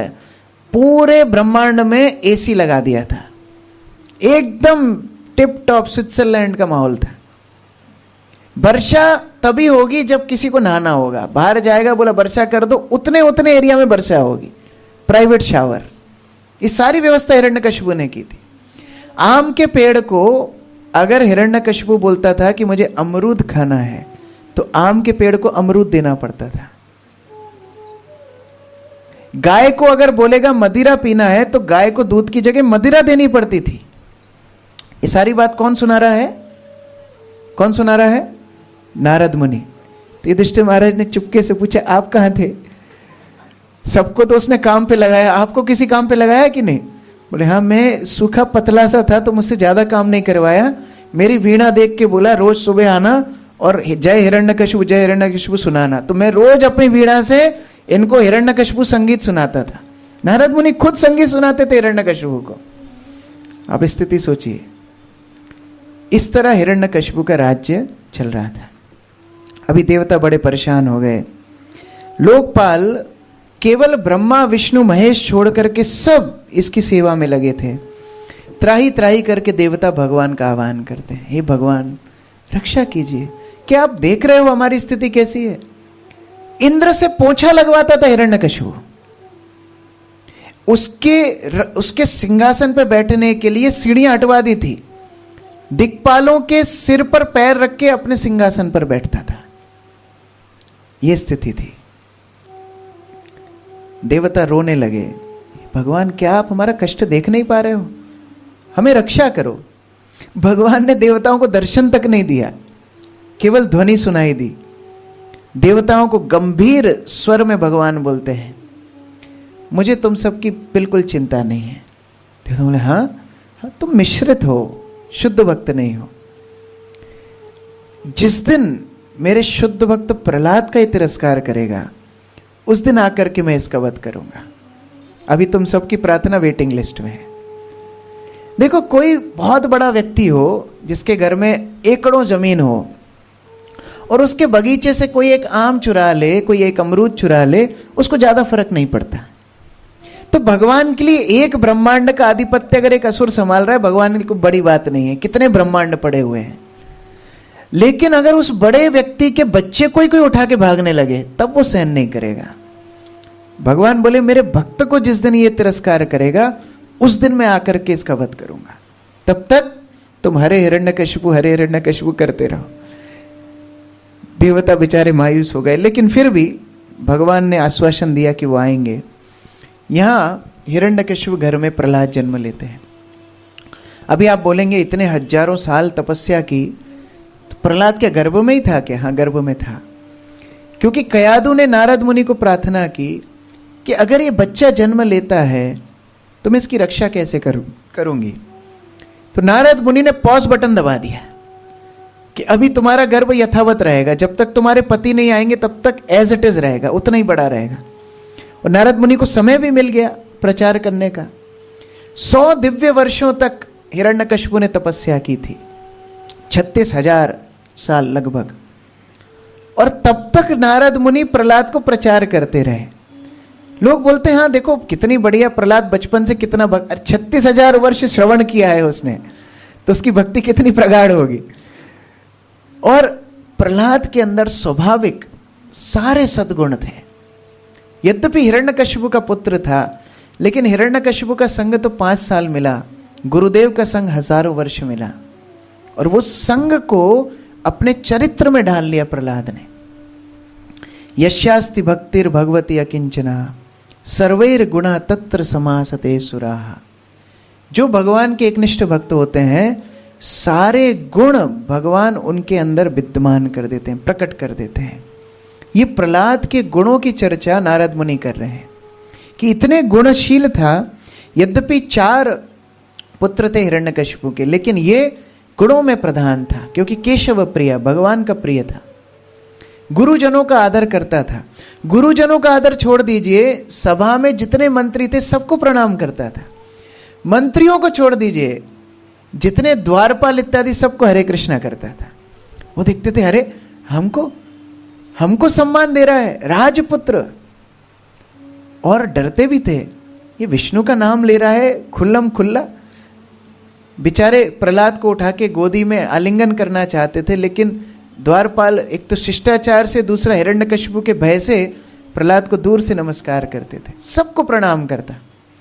और जितनी बार हिरण्यकशिपु के सामने जाता, साष्टांग दंडवत प्रणाम प्रहलाद करते थे। प्रहलाद घृणा नहीं करते थे हिरण्यकशिपु से। श्रील प्रभुपाद ने जब अपने विदेशी भक्तों को दीक्षा दी, तो उनको शिष्टाचार सिखाया कि तुम अपने माता पिता को साष्टांग दंडवत किया करो। पहली बार गर्ग मुनि प्रभु ब्रह्मानंद प्रभु दीक्षा लेके अपने घर गए, डोरबेल बजाई, उनकी माता ने गेट खोला तो कोई दिखा ही नहीं, क्योंकि ये दोनों साष्टांग दंडवत प्रणाम कर रहे थे। जब से कोलंबस ने अमेरिका की खोज की होगी, पहली बार किसी बच्चे ने अपनी माता को प्रणाम किया होगा। ये वैदिक संस्कृति है। प्रहलाद महाराज रोज प्रणाम करते, ब्राह्मणों को सादर नमस्कार करते, शील संपन्न थे, गुणों में प्रधान थे, कभी झूठ नहीं बोलते थे। उसके साथ इंद्रियों के उनके ऊपर वश था, अपने समान सभी जीवों को प्रेम करते थे, और एकमात्र भगवान से उनकी आसक्ति थी। जब बच्चों के साथ खेलते तो हर बच्चे को अपने से ज्यादा सम्मान प्रहलाद महाराज देते थे। कभी ये बोध नहीं कराते थे कि मैं राजपुत्र हूं। ये सारे गुण प्रहलाद महाराज के अंदर थे। अब युधिष्ठिर महाराज ने प्रश्न पूछा, इतना अच्छा बच्चा, छोटा बच्चा अगर जानवर का भी हो तो उसके प्रति वात्सल्य आता है, और इतना सुंदर शील स्वभाव का गुणवत्त बच्चा, हिरण्यकशिपु ने उससे बैर क्यों किया? ऐसा क्या कारण था जिसके कारण उससे बैर हुआ? ये दोनों पिता पुत्र के बीच में रंजिश शुरू कैसे हुई? क्या प्रॉपर्टी डिस्प्यूट था? क्या चक्कर था? युधिष्ठिर महाराज प्रश्न पूछते हैं। अभी प्रहलाद महाराज के चरित्र का वर्णन नारद मुनि उनके गुरुकुल से कर रहे हैं। जैसे प्रहलाद महाराज 5 वर्ष के हुए, हिरण्यकशिपु ने इनको गुरुकुल भेजा। गुरुकुल के अध्यापक थे षंड और अमर्क, शुक्राचार्य के पुत्र। अच्छे षंड और अमर्क कोई गुण से ब्राह्मण नहीं थे, लेकिन क्योंकि पता था हिरण्यकशिपु से द्वेष करेंगे तो मरना है, और अगर जय हिरण्यकशिपु नारद मुनि भी कर रहे हैं तो हम कौन से खेत की मूली, तो जो ये बोलता है वो सिखा देते हैं। तो गुरुकुल में सिखाते थे कि शत्रु और मित्र कौन होता है, दूसरों को ठगा कैसे जाए, चोरी कैसे की जाए, दूसरों का मर्डर कैसे किया, ये सारी शिक्षाएं दी जाती थी। अब प्रहलाद महाराज को वो सारी चीजें दिमाग में घुसती नहीं थी। प्रहलाद महाराज षंडमर को बोलते हैं, मित्र कौन है शत्रु कौन है मुझे समझ में ही नहीं आता, मुझे तो सब भगवान के अंश दिखते हैं। षंड और अमर्क खूब सिखाने का प्रयास करते हैं। अब वीकेंड पे संडे घर आते थे, राजपुत्र थे, बाकी लोगों को परमिशन नहीं थी, लेकिन इनको परमिशन थी, संडे घर आते थे। एक दिन हिरण्यकशिपु ने बुला करके गोदी में बिठाया। षंडमर्क वहां नहीं थे। छुट्टी का दिन हिरण्यकशिपु ने गोदी में बिठाया, और जैसे ही गोदी में बिठाया हिरण्यकशिपु को वात्सल्य आ गया। इतना स्नेहशील बच्चा और विष्णु को हृदय में धारण किया हुआ है, कितना आकर्षक होगा। जैसे ही गोदी में बिठाया हिरण्यकशिपु की आंखों से आंसू बहने लगे। बताते हैं कि वस्त्र गीले हो गए हिरण्यकशिपु के, इतना वात्सल्य हिरण्यकशिपु को आ रहा है प्रहलाद को देख करके। और प्रहलाद से बातचीत करना चाहते हैं हिरण्यकशिपु, लेकिन सोचे क्या बातचीत करूं, छोटा सा बच्चा है, क्या बता पाएगा। अगर मैं कुछ जटिल प्रश्न पूछ लूंगा तो उसका उत्तर नहीं दे पाएगा। तो कई बार बच्चे जब स्कूल से आते हैं तो माता पिता पूछते हैं तुमको क्या सबसे अच्छा लगा वही बताओ। अगर फिजिक्स का क्वेश्चन पूछ लिया तो हो सकता है आए ना, मैथ्स का पूछ लिया, तुमको जो अच्छा लगता है वो बताओ, तुम्हारे ऊपर है। हिरण्यकशिपु ने प्रश्न पूछा और यही हिरण्यकशिपु की गलती हो गई। हिरण्यकशिपु पूछता है, प्रहलाद तुमको श्रेयस्कर बात कौन सी लगती है, सबसे अच्छी बात बताओ, तुमको जो सबसे अच्छा लगता है वो बताओ।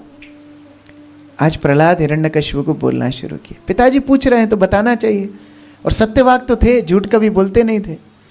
प्रहलाद महाराज बोलते हैं, पिताजी आप असुर वर देहि नाम, आप असुरों में श्रेष्ठ हो। अच्छा, डाकुओं के सरदार को डाकुओं का सरदार बोलने में प्रसन्न होगा, उसको सज्जन बोलने प्रसन्न नहीं होगा। तो यहाँ असुर वर देहि नाम बोल के वास्तव में गुणगान कर रहे थे, आलोचना नहीं कर रहे थे। प्रहलाद महाराज बोलते हैं आप असुरों में श्रेष्ठ हो, बहुत अच्छी बात है, लेकिन असत ग्रहात आप फंस गए हो पिताजी।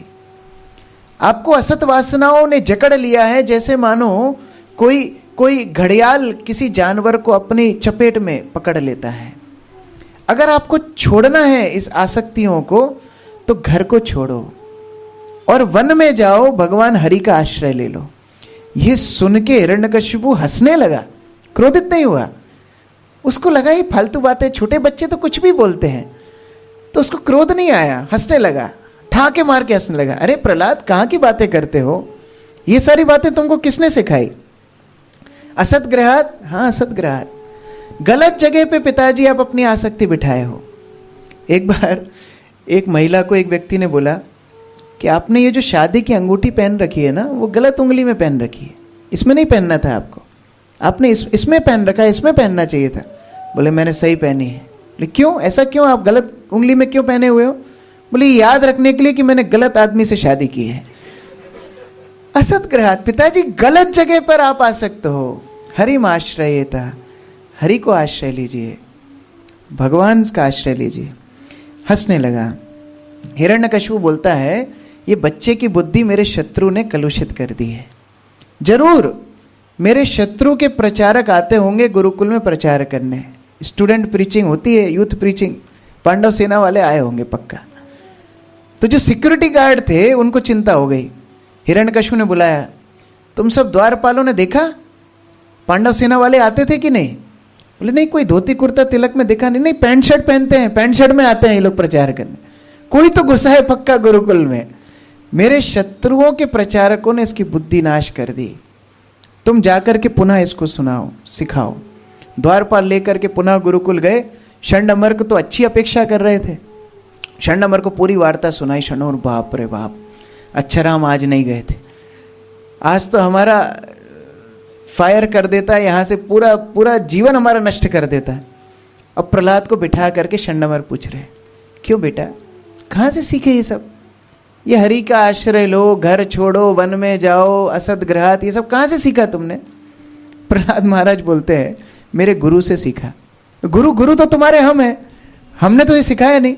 बोले नहीं, एक और गुरु जी है, अब बाद में आए, पहले वो गुरु जी गर्भों में प्रचार करके गए। बोले हैं?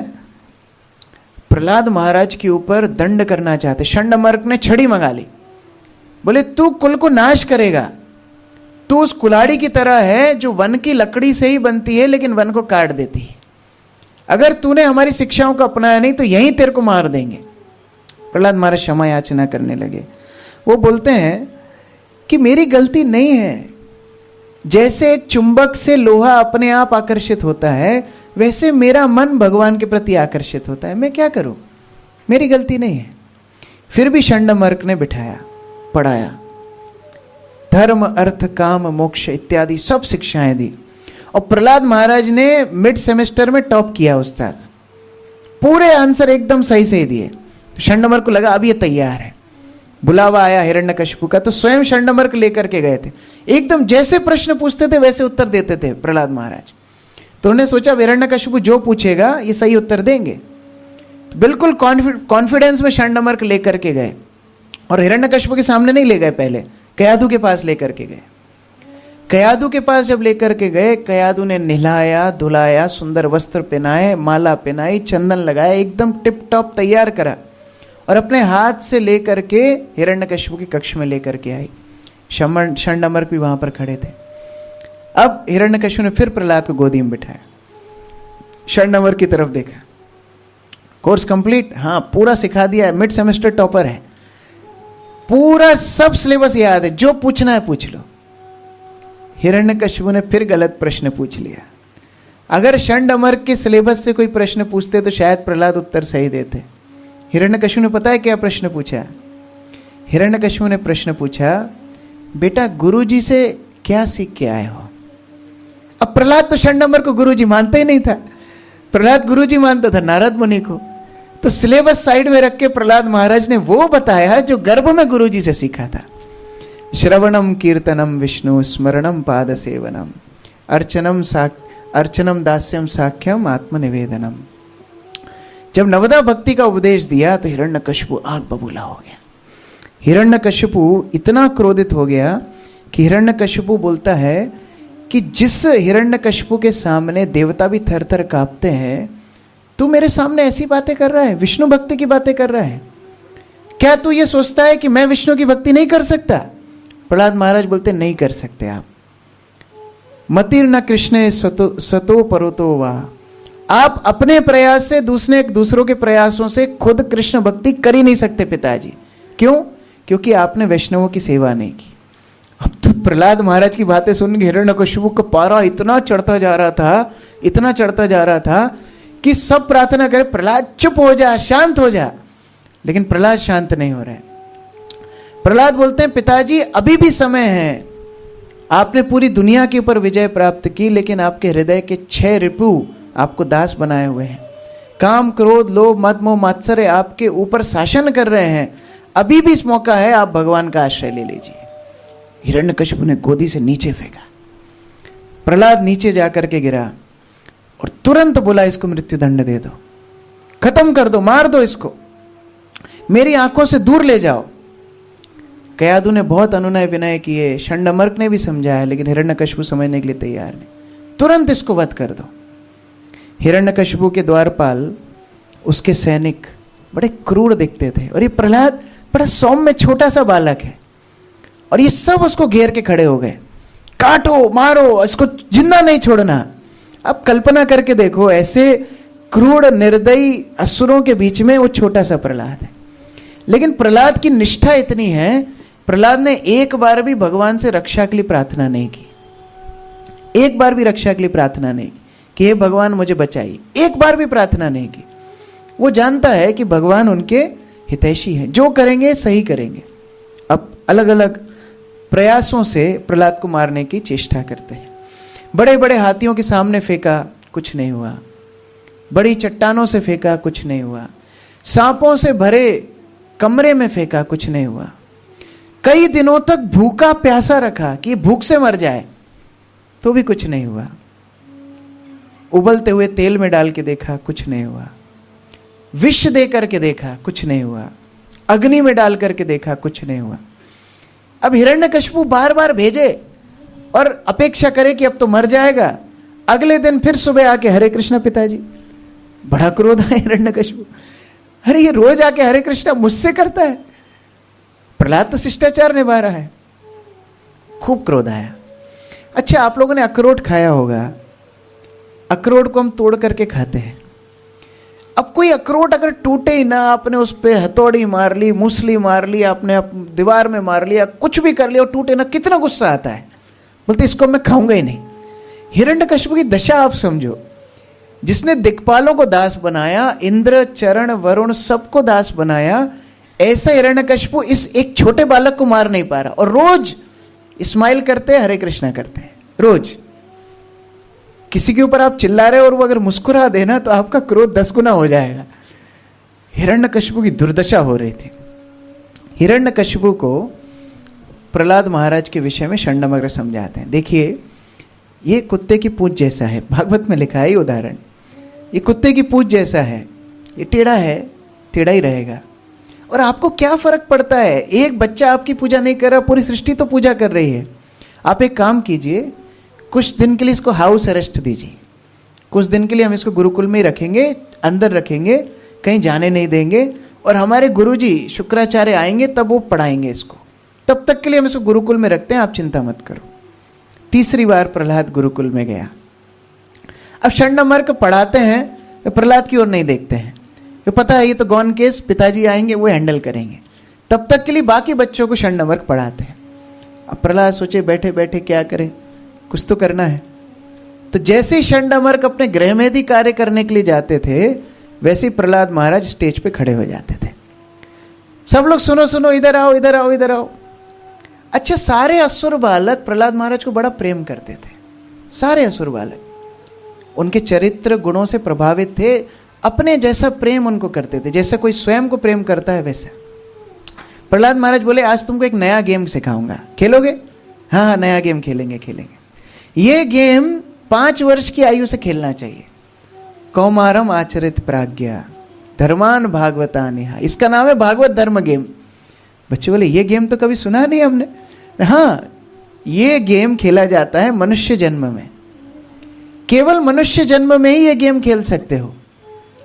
तो बच्चे बोलते हैं अरे बहुत लंबा मनुष्य जन्म है, खेल लेंगे हम, तो बड़े होंगे तब खेल लेंगे, अभी हम दूसरा गेम खेलते। बोले नहीं नहीं नहीं नहीं, अध्रुवम, ये मनुष्य जीवन के भरोसा नहीं कब चला जाएगा। और अगर तुम सोचो भी कि तुम 100 साल जियोगे, तो 100 साल में से तुम्हारा समय कैसे जा रहा है पता है?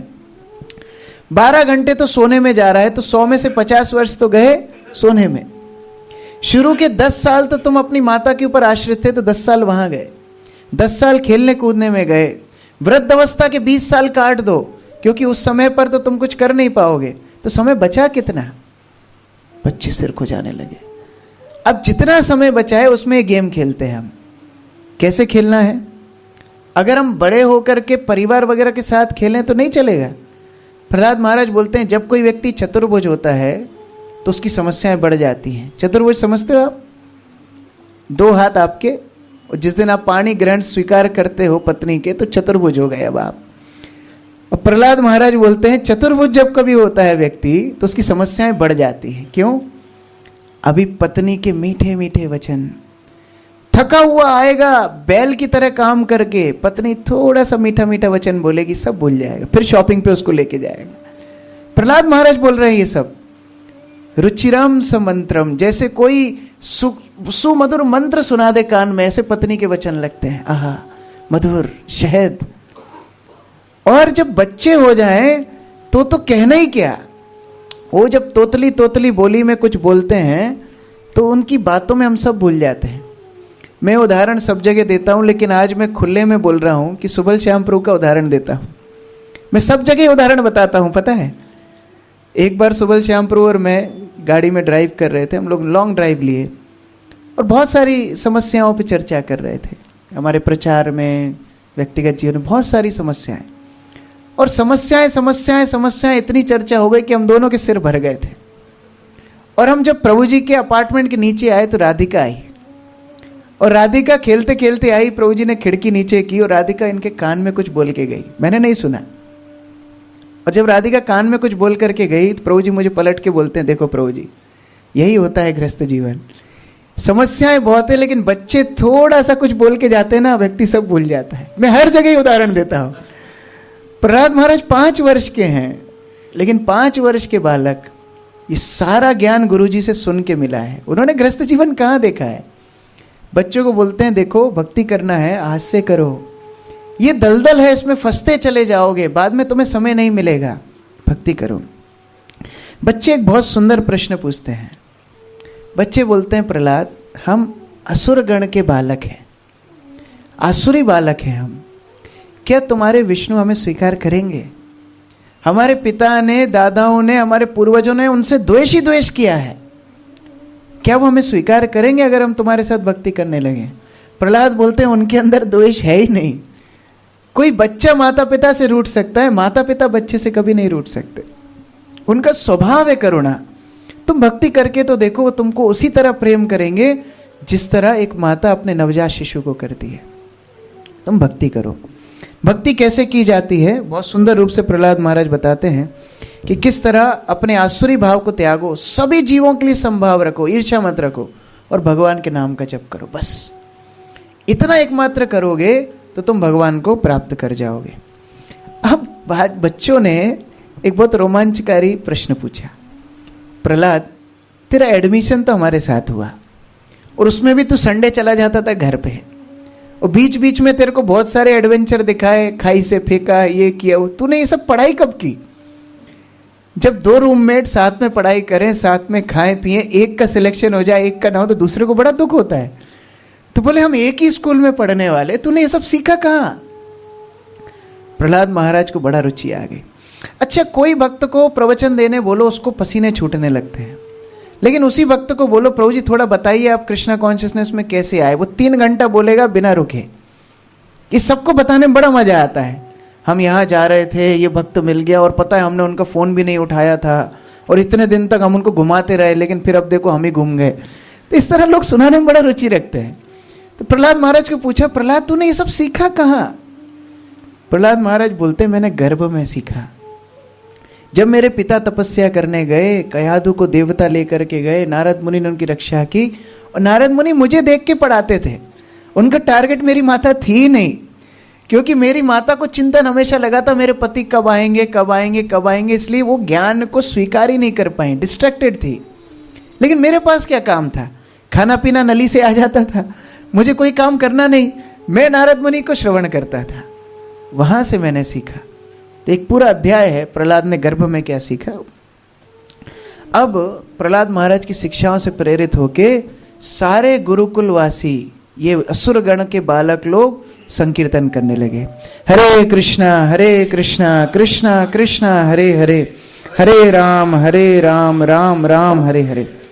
अब जब ये संकीर्तन की ध्वनि षंडमर्क ने दूर से सुनी, तो पहले तो उनको लगा हरे हिरण्यकशिपु चल रहा होगा, तो पास में आके देखा तो ये तो हरे कृष्णा चल रहा है।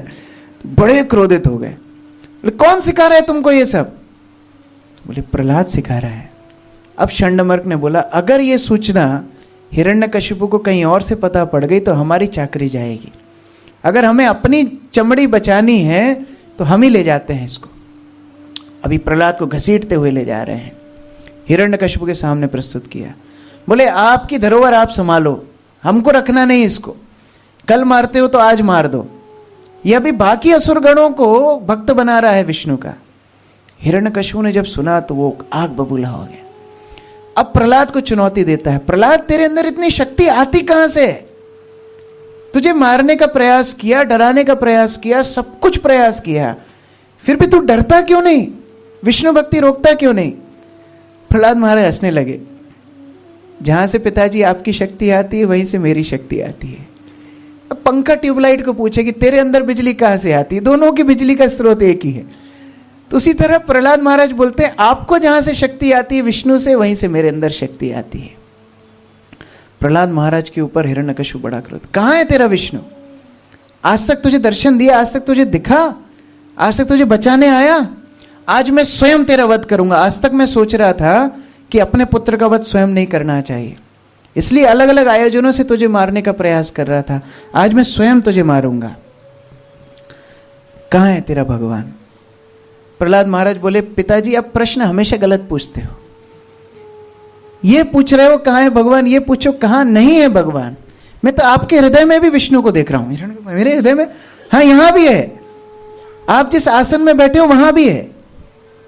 इस पूरे स्थावर जंगम देखे ना देखे तार मूर्ति, सर्वत्र होए तार इष्ट देवेर स्फूर्ति। हर जगह में मेरा इष्ट देव दिखता है, कहां नहीं है?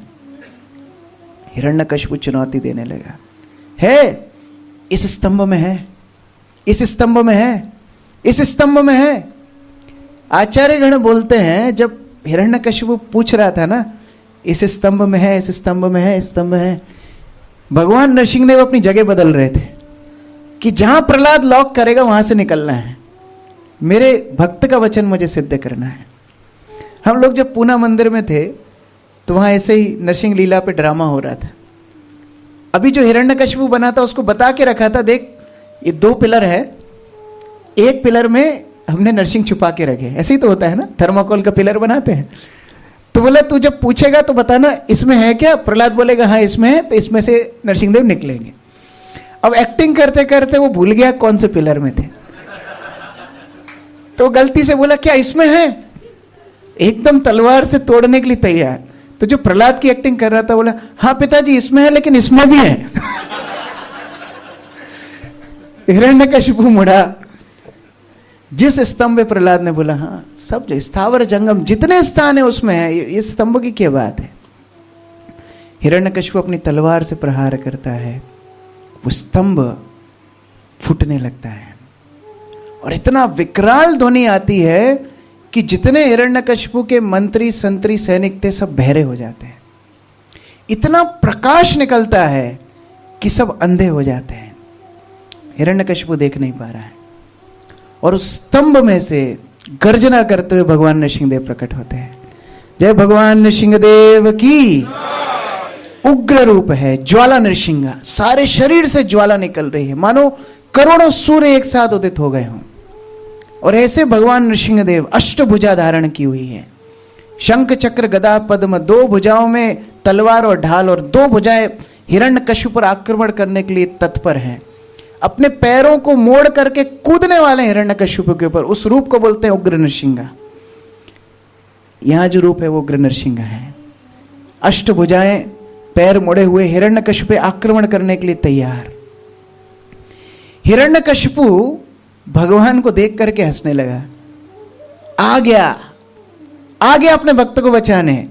आज देखता हूं तेरे भक्त को कौन बचाता है, तुझे कौन बचाता है। हिरण्यकशिपु अपनी तलवार से आक्रमण करता है। माता लक्ष्मी ये सारी कहानी देख रही है। आपको याद है माता लक्ष्मी ने क्या बोला था भगवान को, तुम इतने कोमल से हो, युद्ध कर पाओगे कभी? आज जो रूप लिया है वो कोमल नहीं लिया है, उग्र रूप लिया है। और भगवान चाहते थे हिरण्यकशिपु को तुरंत मार सकते थे, लेकिन भगवान अब वीर रस का स्वादन करना चाहते हैं। देवता सारे तैयार हो गए, पॉपकॉर्न वॉपकॉर्न लेके तैयार कि अभी लाइव फाइट देखने को मिलेगी। बादलों में बैठ करके देवता देख रहे हैं। भगवान युद्ध शुरू करते हैं। जैसे एक गरुड़ एक सर्प के साथ युद्ध करता है। अब गरुड़ और सर्प के युद्ध का हमको अभ्यास नहीं, लेकिन चूहे बिल्ली का खेल हमने जरूर देखा है। तो भगवान नरसिंह सिंह रूप में उसी प्रकार हिरण्यकशिपु से खेल रहे थे जैसे बिल्ली चूहे के साथ खेलती है। बिल्ली चूहे को तुरंत नहीं मारती, पहले पकड़ती है। चूहा सोचता है आज तो गया, मरा मरा मरा, फिर बिल्ली छोड़ देती है, तो छूट गया छूट गया छूट गया, तभी एक पंजा मारती है। फिर चूहा बेहोश सा होने लगता है, उसको चक्कर आने लगते हैं, फिर भागने का प्रयास करता है, फिर एक पंजा मारती है। जब पूरा अधमरा सा हो जाता है तब बिल्ली चूहे को खाती है। उसी प्रकार भगवान नृसिंहदेव हिरण्यकशिपु के साथ खेल रहे हैं। अभी सत्यम विधातुम निज वृत्य भाषितम, अपने भक्त के वचन को सिद्ध करने के लिए भगवान वहां प्रकट हुए हैं। कितने भक्तों के वचन सिद्ध किए मालूम? ब्रह्मा जी ने जो वचन दिए हिरण्यकशिपु को, उन सबको सिद्ध करने के लिए भगवान आए। नारद मुनि ने जो वचन दिए प्रहलाद को कि भगवान तुम्हारी सर्वत्र रक्षा करेंगे, उनके वचन को सिद्ध करने के लिए आए। प्रहलाद ने बोला यहां भगवान है, उनके वचन को सिद्ध करने के लिए आए। और ये हिरण्यकशिपु भी तो भगवान का भक्त है, ये जय विजय में से जय है, तो इसने बोला यहां भगवान है क्या, उसके वचन को भी सिद्ध करने के लिए आए। और इतना रूप, इतना सुंदर रूप, ना मृगम न मानुषम, आधा शरीर मनुष्य का है, आधा शरीर शेर का है। युद्ध शुरू हुआ। अब युद्ध जब शुरू हुआ तो सारे देवतागण बड़े उत्सुक थे कि तुरंत मार देंगे, लेकिन भगवान नृसिंहदेव बार बार हिरण्यकशिपु को छोड़ देते हैं। और एक दो बार तो हिरण्यकशिपु ने आक्रमण में भगवान को क्षति पहुंचा दी, कभी छाती में मारा, कभी हाथ में मारा, कभी भगवान की तलवार छूट जाए तो ये देवता फिर बादल में छुप जाए, अरे फिर ये बच जाएगा। देवताओं को भगवान के ऊपर इतना विश्वास नहीं था, देवता बार बार छुप जाते थे। जैसे ही हिरण्यकशिपु ऊपर देखता था युद्ध करते करते, देवता बोलते नहीं नहीं हम आपकी साइड में ही हैं, चिंता मत करो, जो जीतेगा हम उसकी साइड में हैं। युद्ध चालू हो रहा है। इतना भीषण युद्ध करते करते करते जब सूर्य अस्त होने लगा, तब देवताओं ने भगवान को प्रार्थना की, भगवान हिरण्याक्ष के समय पे भी यही प्रेयर थी कि जल्दी मार दो, अंधेरा नहीं होना चाहिए, अभी मार दो इसको, बहुत आप खेल लिए इसके साथ। अभी भगवान नृसिंहदेव घसीट करके हिरण्यकशिपु को द्वार पर ले जाते हैं, अपनी जांघों पर रखते हैं। और हिरण्यकशिपु को जैसे वध करने वाले होते हैं, भगवान ब्रह्मा जी को बुलाते हैं, ब्रह्मा जी आओ। डरते डरते राम राम करते ब्रह्मा जी आते हैं, लिस्ट निकालो, इसने क्या क्या अवतार मांगे थे। ब्रह्मा जी चश्मा लगा के नोट पर निकालते हैं, भगवान इसने बोला था मेरी सृष्टि से उत्पन्न कोई इसका वध ना करे। भगवान ब्रह्मा जी को देख के बोलते हैं तुमको लगता है मैं तुमसे आया हूं? बोले नहीं नहीं, आप कहाँ, हम सब आपसे आते हैं। ब्रह्मा जी बोलते हैं ये बोलता है कि 12 महीनों में से कोई महीने में इसका वध ना हो। भगवान बोलते इसके लिए 13वां महीना बनाया मैंने, अधिक मास, इसमें मारूंगा इसको। बोलते हैं अस्त्र शस्त्र से ना मरे, ऐसा भी लिखा है। भगवान बोलते टिक मारो, नाखूनों से मारूंगा, ना अस्त्र न शस्त्र। जीवित मरण किसी वस्तु से ना मरे, नाखून ना जीवित है ना मृत है, धरती में ना मरे, आकाश में ना मरे। भगवान ब्रह्मा जी बोलते इस पे भी टिक लगाओ, जांग पे रखा है मैंने, इससे भी जांग पे मारूंगा। भीतर ना मरे, अंदर ना मरे, इस पे भी टिक लगाओ, द्वार पे खड़ा हूं, ना अंदर ना बाहर। सारी कंडीशन देख के ब्रह्मा जी बोलते मार दो, अभी हो गया सब खत्म। भगवान ने दुनिया का पहला ऑपरेशन किया, अपने नाखूनों से हिरण्यकशिपु को चीर दिया। अब चीर दिया, मार तो दिया, लेकिन देवताओं को अभी भी संशय था मरा कि नहीं, डेथ सर्टिफिकेट तो इशू हुआ नहीं, ये अगर जीवित निकल गया तो फिर हमको परेशान करेगा। भगवान ने उसकी आंतें निकाल के स्वयं अपने गले में डाल ली। भगवान जब आते हैं, कोई वरिष्ठ वैष्णव भी आते हैं, तो उस समुदाय में उनका स्वागत होता है, उनको माला पहनाई जाती है। अब यहाँ भगवान स्वयं आए हैं, कोई माला पहनाने वाला ही नहीं है। भगवान ने सोचा हमको स्वयं अपना सत्कार करना होगा, भगवान ने स्वयं ने माला पहन ली हिरण्यकशिपु की हाथों का। और क्योंकि देवता डर रहे थे कि हिरण्यकशिपु मरा कि नहीं, भगवान ने हिरण्यकशिपु का हृदय को निकाला और हृदय को निकाल के दूर फेंक दिया। अभी पक्का डेथ सर्टिफिकेट, मर गया, तो हृदय बाहर निकाल दिया। भगवान मानो ये बोलना चाह रहे हो, जिस हृदय में मेरा वास होना चाहिए उस हृदय में तूने मेरे भक्तों से ईर्ष्या रखी। भगवान ने हृदय निकाल दिया। भगवान को वो सब बातें याद आ रही हैं जो हिरण्यकशिपु ने प्रहलाद के साथ की थी, सारी बातें याद आ रही। याद करते करते भगवान को स्मरण आ गया कि इसने प्रहलाद को गोदी से नीचे फेंका था। भगवान ने घृणास्पद भाव से हिरण्यकशिपु को नीचे फेंक दिया, जा, मुझे मेरा भक्त प्रिय है। और इतना क्रोधित हो गए भगवान कि अभी जितने, अच्छा हिरण्यकशिपु के अनुचरों की भी हिम्मत देखो, अभी अभी हिरण्यकशिपु का वध हुआ है, उसके बाद वो आक्रमण करते हैं। भगवान सारे दानवों को वध कर देते हैं, हिरण्यकशिपु की सारी संपत्ति को विध्वंस भगवान कर रहे हैं। अभी देवताओं की मीटिंग हुई, देवताओं को ब्रह्मा जी बोल रहे हैं चलो भगवान को स्वागत करें। अवतार होता है तो तुम बड़े पुष्प बरसाते हो, इस अवतार में भी पुष्प बरसाओ, चलो। सब देवता बोलते देखो मैं तो शंख बजाऊंगा दूर से। कोई देवता बोलता मैं आरती करूंगा 5 फीट दूर से। बोले माला वाला कौन पहनाएगा, पास में कौन जाएगा? बोले कोई नहीं जाएगा, ब्रह्मा जी आप ही जाओ। ब्रह्मा जी बोले मैं तो बिल्कुल नहीं जाऊंगा, वो जो लिस्ट टिक करवाई है वो दिए बर्तन तो मैं नहीं थे, पहली गाली पड़ेगी मेरे ऊपर, मैं तो नहीं जाऊं। कोई देवता पास में नहीं जाना चाहते हैं। सभी देवताओं ने सोचा माता लक्ष्मी को बुलाते हैं। सभी देवता माता लक्ष्मी के पास गए। देखो माता कितना नाराज हो रहे हैं, ऐसा कोई करता है क्या? शास्त्रों में बोलते हैं इंद्राणी व्याकुलम लोके मृदन्ते युगे युगे। हमारे लिए तो अवतार लेते हैं, फिर हमसे नाराज हो रहे हैं। आप थोड़ा जाओ समझाओ। और माता लक्ष्मी फुल कॉन्फिडेंस में, हाँ बच्चों को परेशान करते हैं, अभी जाके समझाते हैं, चिंता मत, अभी सब ठंडा कर दूंगी, कोई दिक्कत नहीं है। माता लक्ष्मी पूरे कॉन्फिडेंस में गई और जैसे ही पास में गई एक हुंकार भगवान ने दी, माता लक्ष्मी पलटी खा के बाहर। बोले क्या हुआ माता? बोले ये हमारे वाले नहीं है, हमारी फोटो एल्बम देखो शादी की, आप 8वें स्कंद में देखोगे। मैं मजाक नहीं कर रहा हूं, वास्तव में 8वें स्कंद में जब माता लक्ष्मी समुद्र मंथन से प्रकट हुई तो भगवान विष्णु की शीलता मधुरता को देखकर ही आकृष्ट हुई। शांताकारम भुजंग शयना। बोले हमने जिनसे विवाह किया था वो तो मैच नहीं, हमारे वाले नहीं है, तुम देखो। माता लक्ष्मी चली गई। अब क्या करें, किसको बुलाएं? प्रहलाद उसी स्थान पे खड़े थे जिस स्थान पे हिरण्यकशिपु ने प्रहलाद को चुनौती। इतना सब हुआ, युद्ध हुआ, कितना लोगों को भगवान ने मारा, हिरण्यकशिपु को मारा, इतना सब हो गया। प्रहलाद अपने जगह से 1 इंच हिले नहीं। इतना दृढ़ विश्वास प्रहलाद को भगवान के ऊपर था। प्रहलाद महाराज के पास देवता गए, प्रहलाद तुम्हारे लिए भगवान ने अवतार लिया है, तुम जाकर के भगवान को शांत करो, जाओ। अच्छा, प्रहलाद महाराज को अनुरोध करने के पहले ये सबने अपना अपना ट्राई मारा था, ऐसा नहीं ट्राई मारा नहीं था। भगवान शिव प्रार्थना करते हैं, हे भगवान आपके क्रोध से समग्र सृष्टि का विध्वंस होता है। भगवान उनकी तरफ टेढ़ी नजर से देखते हैं, भगवान शिव साइड में हो जाते हैं। प्रजापति गण ब्रह्मा जी सब प्रार्थना कर चुके थे, भगवान शांत नहीं हुए। अभी प्रहलाद महाराज को अनुरोध करते हैं, प्रहलाद तुम्हारे लिए भगवान आए, तुम जाकर के इनको शांत करो। प्रहलाद महाराज हाथों में एक माला लेकर के भगवान के समीप जाते हैं, दंडवत प्रणाम करते हैं। भगवान प्रहलाद को देखते हैं, अभी छोटा सा प्रहलाद और इतने विशाल काय भगवान नृसिंहदेव। प्रहलाद माला पहनाना चाहता है, कैसे पहनाएगा? भगवान नृसिंहदेव प्रहलाद को उठा लेते हैं, अपनी गोदी में रखते हैं और स्वयं अपना सिर झुकाते हैं। तब प्रहलाद माला पहनाता है।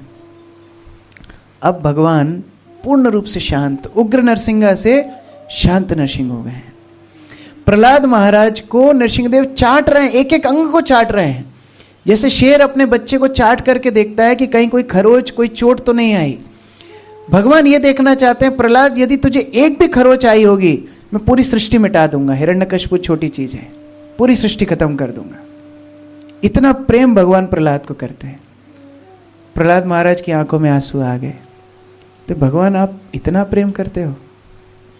ये 2 चीजें भगवान ने किसी भक्त के साथ नहीं की, अपनी गोदी में बिठाना और अपने स्वयं की जिह्वा से उसको चाट करके वात्सल्य देना। कोई भक्त के साथ इस तरह आदान प्रदान भगवान ने नहीं किया जैसा प्रहलाद के साथ किया। और भगवान प्रहलाद के अंदर इतना प्रेम देख रहे थे कि भगवान नरसिंहदेव को वात्सल्य भाव आ गया। जैसे कोई माता पिता को अपने बच्चे के प्रति प्रेम आता है, ऐसा प्रेम प्रहलाद को देख के आ गया। तो भगवान ने सोचा कि वात्सल्य प्रेम मैं क्यों नहीं चख पा रहा हूं। इसके पहले जितने अवतार भगवान ने लिए उधर माता पिता नहीं थे। मत्स्य अवतार लिया, माता पिता नहीं थे। कूर्म अवतार लिया, माता पिता नहीं थे। वराहदेव के रूप में आए, माता पिता नहीं थे। मोहिनी अवतार, माता पिता नहीं। नृसिंह रूप जिस पिलर से आए उसी को फोड़ दिया, माता पिता कहाँ है? माता पिता नहीं थे। भगवान ने उसी समय निश्चय किया, अब से जितने अवतार लूंगा सब मैं माता पिता लूंगा। ये वात्सल्य मैं भी चखना चाहता हूं। इसलिए इसके बाद वामन रूप इत्यादि जितने अवतार भगवान लेते हैं सब में माता पिता के माध्यम से आते हैं। कि वात्सल्य इतना महत्वपूर्ण है।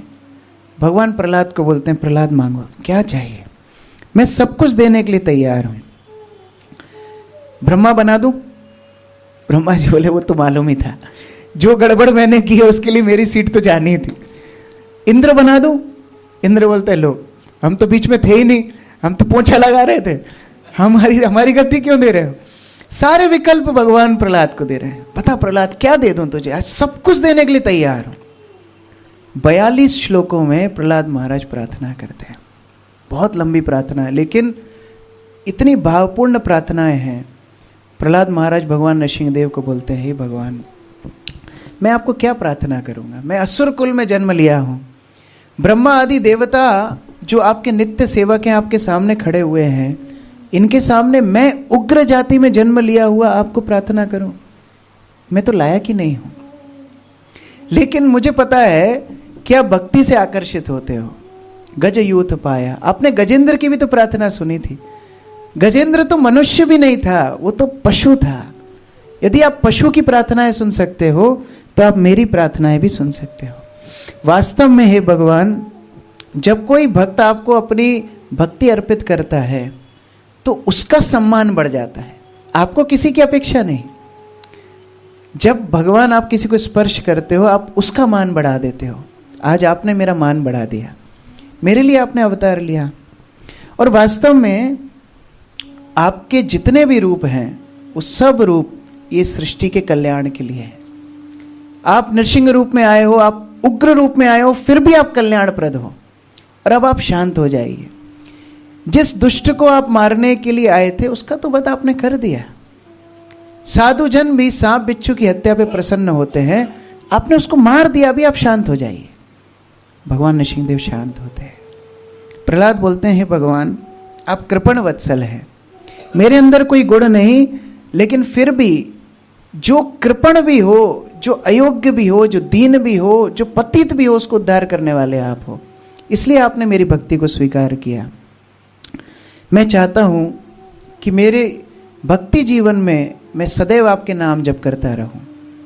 आप मुझे अपनी माया शक्ति से बचा करके रखिए, क्योंकि अगर आप किसी की उपेक्षा कर दें, आप किसी को त्याग कर दें, तो उसकी रक्षा कोई नहीं कर सकता। माता पिता अपनी संतान की रक्षा नहीं कर सकते, एक निपुण से निपुण वैद्य अपने मरीज को नहीं बचा सकता, बड़ी सी बड़ी नाव अपने नाविकों को नहीं बचा सकती अगर आप उनकी उपेक्षा करते। नरसिंह, केवल आप ही एकमात्र रक्षक हैं। इसलिए आज आपने अपना हाथ मेरे सिर पे रखा है, मैं पूर्ण रूप से अभय प्राप्त कर गया हूं। अभी मेरे जीवन में और कोई डर नहीं है। लेकिन मैं एक चीज आपसे मांगना चाहता हूं। नरसिंहदेव बोलते हैं, बताओ प्रहलाद, सब कुछ देने के लिए मैं तैयार हूं, तुम बस मांगो। प्रहलाद महाराज बोलते हैं, भगवान आप मेरे सामने आए, आप मुझे इतना प्रेम कर रहे हो, लेकिन मैं अपने गुरु को कैसे भूल जाऊं? मेरे गुरु की कृपा से मैंने आपका दर्शन किया। मैं अंधे कुएं में जाकर के गिरने वाला था, आपके शुद्ध भक्त नारद मुनि ने मुझे बचाया। आप देना चाहते हैं, मुझे मेरी गुरु महाराज की सेवा दीजिए। भगवान नरसिंहदेव इतने प्रसन्न हुए, शुद्ध भक्ति, मैं मेरे गुरु को कैसे भूल जाऊं?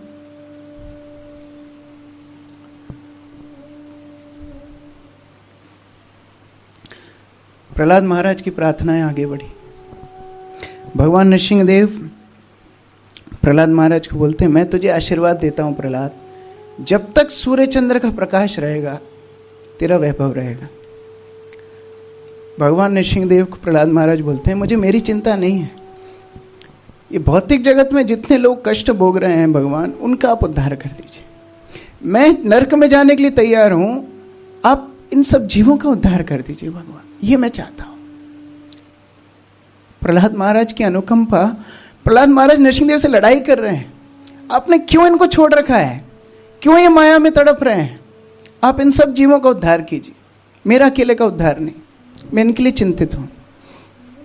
भगवान नरसिंहदेव सारी बातें मानते जा रहे हैं। प्रहलाद महाराज एक और प्रार्थना करते हैं, उन सभी बद्ध जीवों में मेरे पिता भी हैं, मेरे पिता ने आपसे द्वेष किया, आपसे लड़ाई की, आप उनको भी माफ कर दीजिए। भगवान बोलते हैं प्रहलाद, तेरे जैसा भक्त जिस कुल में हो, तेरे पिताजी क्या मैं 21 पीढ़ियां उसकी तार दूंगा, उसकी चिंता तुझे करनी नहीं है। तेरे संपर्क में जो आएगा उसका उद्धार मैं कर दूंगा, तेरा नाम जो लेगा उसका उद्धार मैं कर दूंगा, उसकी चिंता तुझे नहीं करनी। बहुत सुंदर परस्पर भगवान और भक्त का आदान प्रदान हुआ। ब्रह्मा जी को तब थोड़ा साहस आया, अब थोड़ा जाके हम भगवान से बात कर सकते हैं। ब्रह्मा जी जाकर के क्षमा मांगने लगे, हे भगवान क्षमा कर दीजिए, मेरी वजह से ये सारा काम हुआ, मैं अगर इस दुष्ट को ये वरदान ना देता तो ये सब होता ही नहीं। भगवान ब्रह्मा जी बोलते हैं ऐसे ऊट पटांग वरदान मत दिया करो, मुझे आना पड़ता है, मैं चाहता तो अपने विष्णु रूप में आ जाता, लेकिन तुम्हारा मान रखने के लिए मैं इस रूप में आया। ब्रह्मा जी क्षमा मांगते हैं। प्रहलाद को अपनी आंखों के सामने भगवान राज्याभिषेक करवाते हैं, प्रहलाद को सिंहासन पे आरूढ़ करते हैं, ब्रह्मा जी राज्याभिषेक करते हैं, देवता स्तुति करते हैं, और ब्रह्मा जी और भगवान सोचते हैं बेचारे प्रहलाद की पढ़ाई तो छूटी गई, षंडमर तो अभी पढ़ाने वाले हैं नहीं, और ये उनसे पढ़ने वाला भी नहीं है, इसको पढ़ाएगा कौन? तो भगवान नरसिंह स्वयं प्रहलाद को शिक्षा भी प्रदान करते हैं।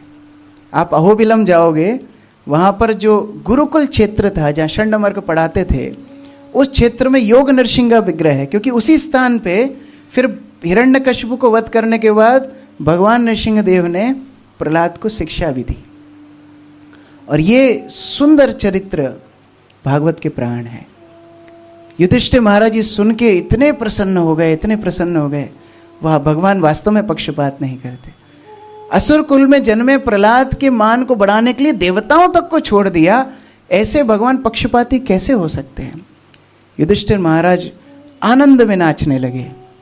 और सुखदेव गोस्वामी फलश्रुति बताते हैं, जिन्होंने भी प्रहलाद महाराज की कथा का श्रवण किया है, जिन्होंने प्रहलाद महाराज के नाम का श्रवण किया है, जिन्होंने हिरण्यकशिपु की वध की कथा सुनी है, जिन्हें नरसिंह देव की क्रियाकलापों का श्रवण किया है, वो निश्चित भगवत धाम को प्राप्त करेंगे।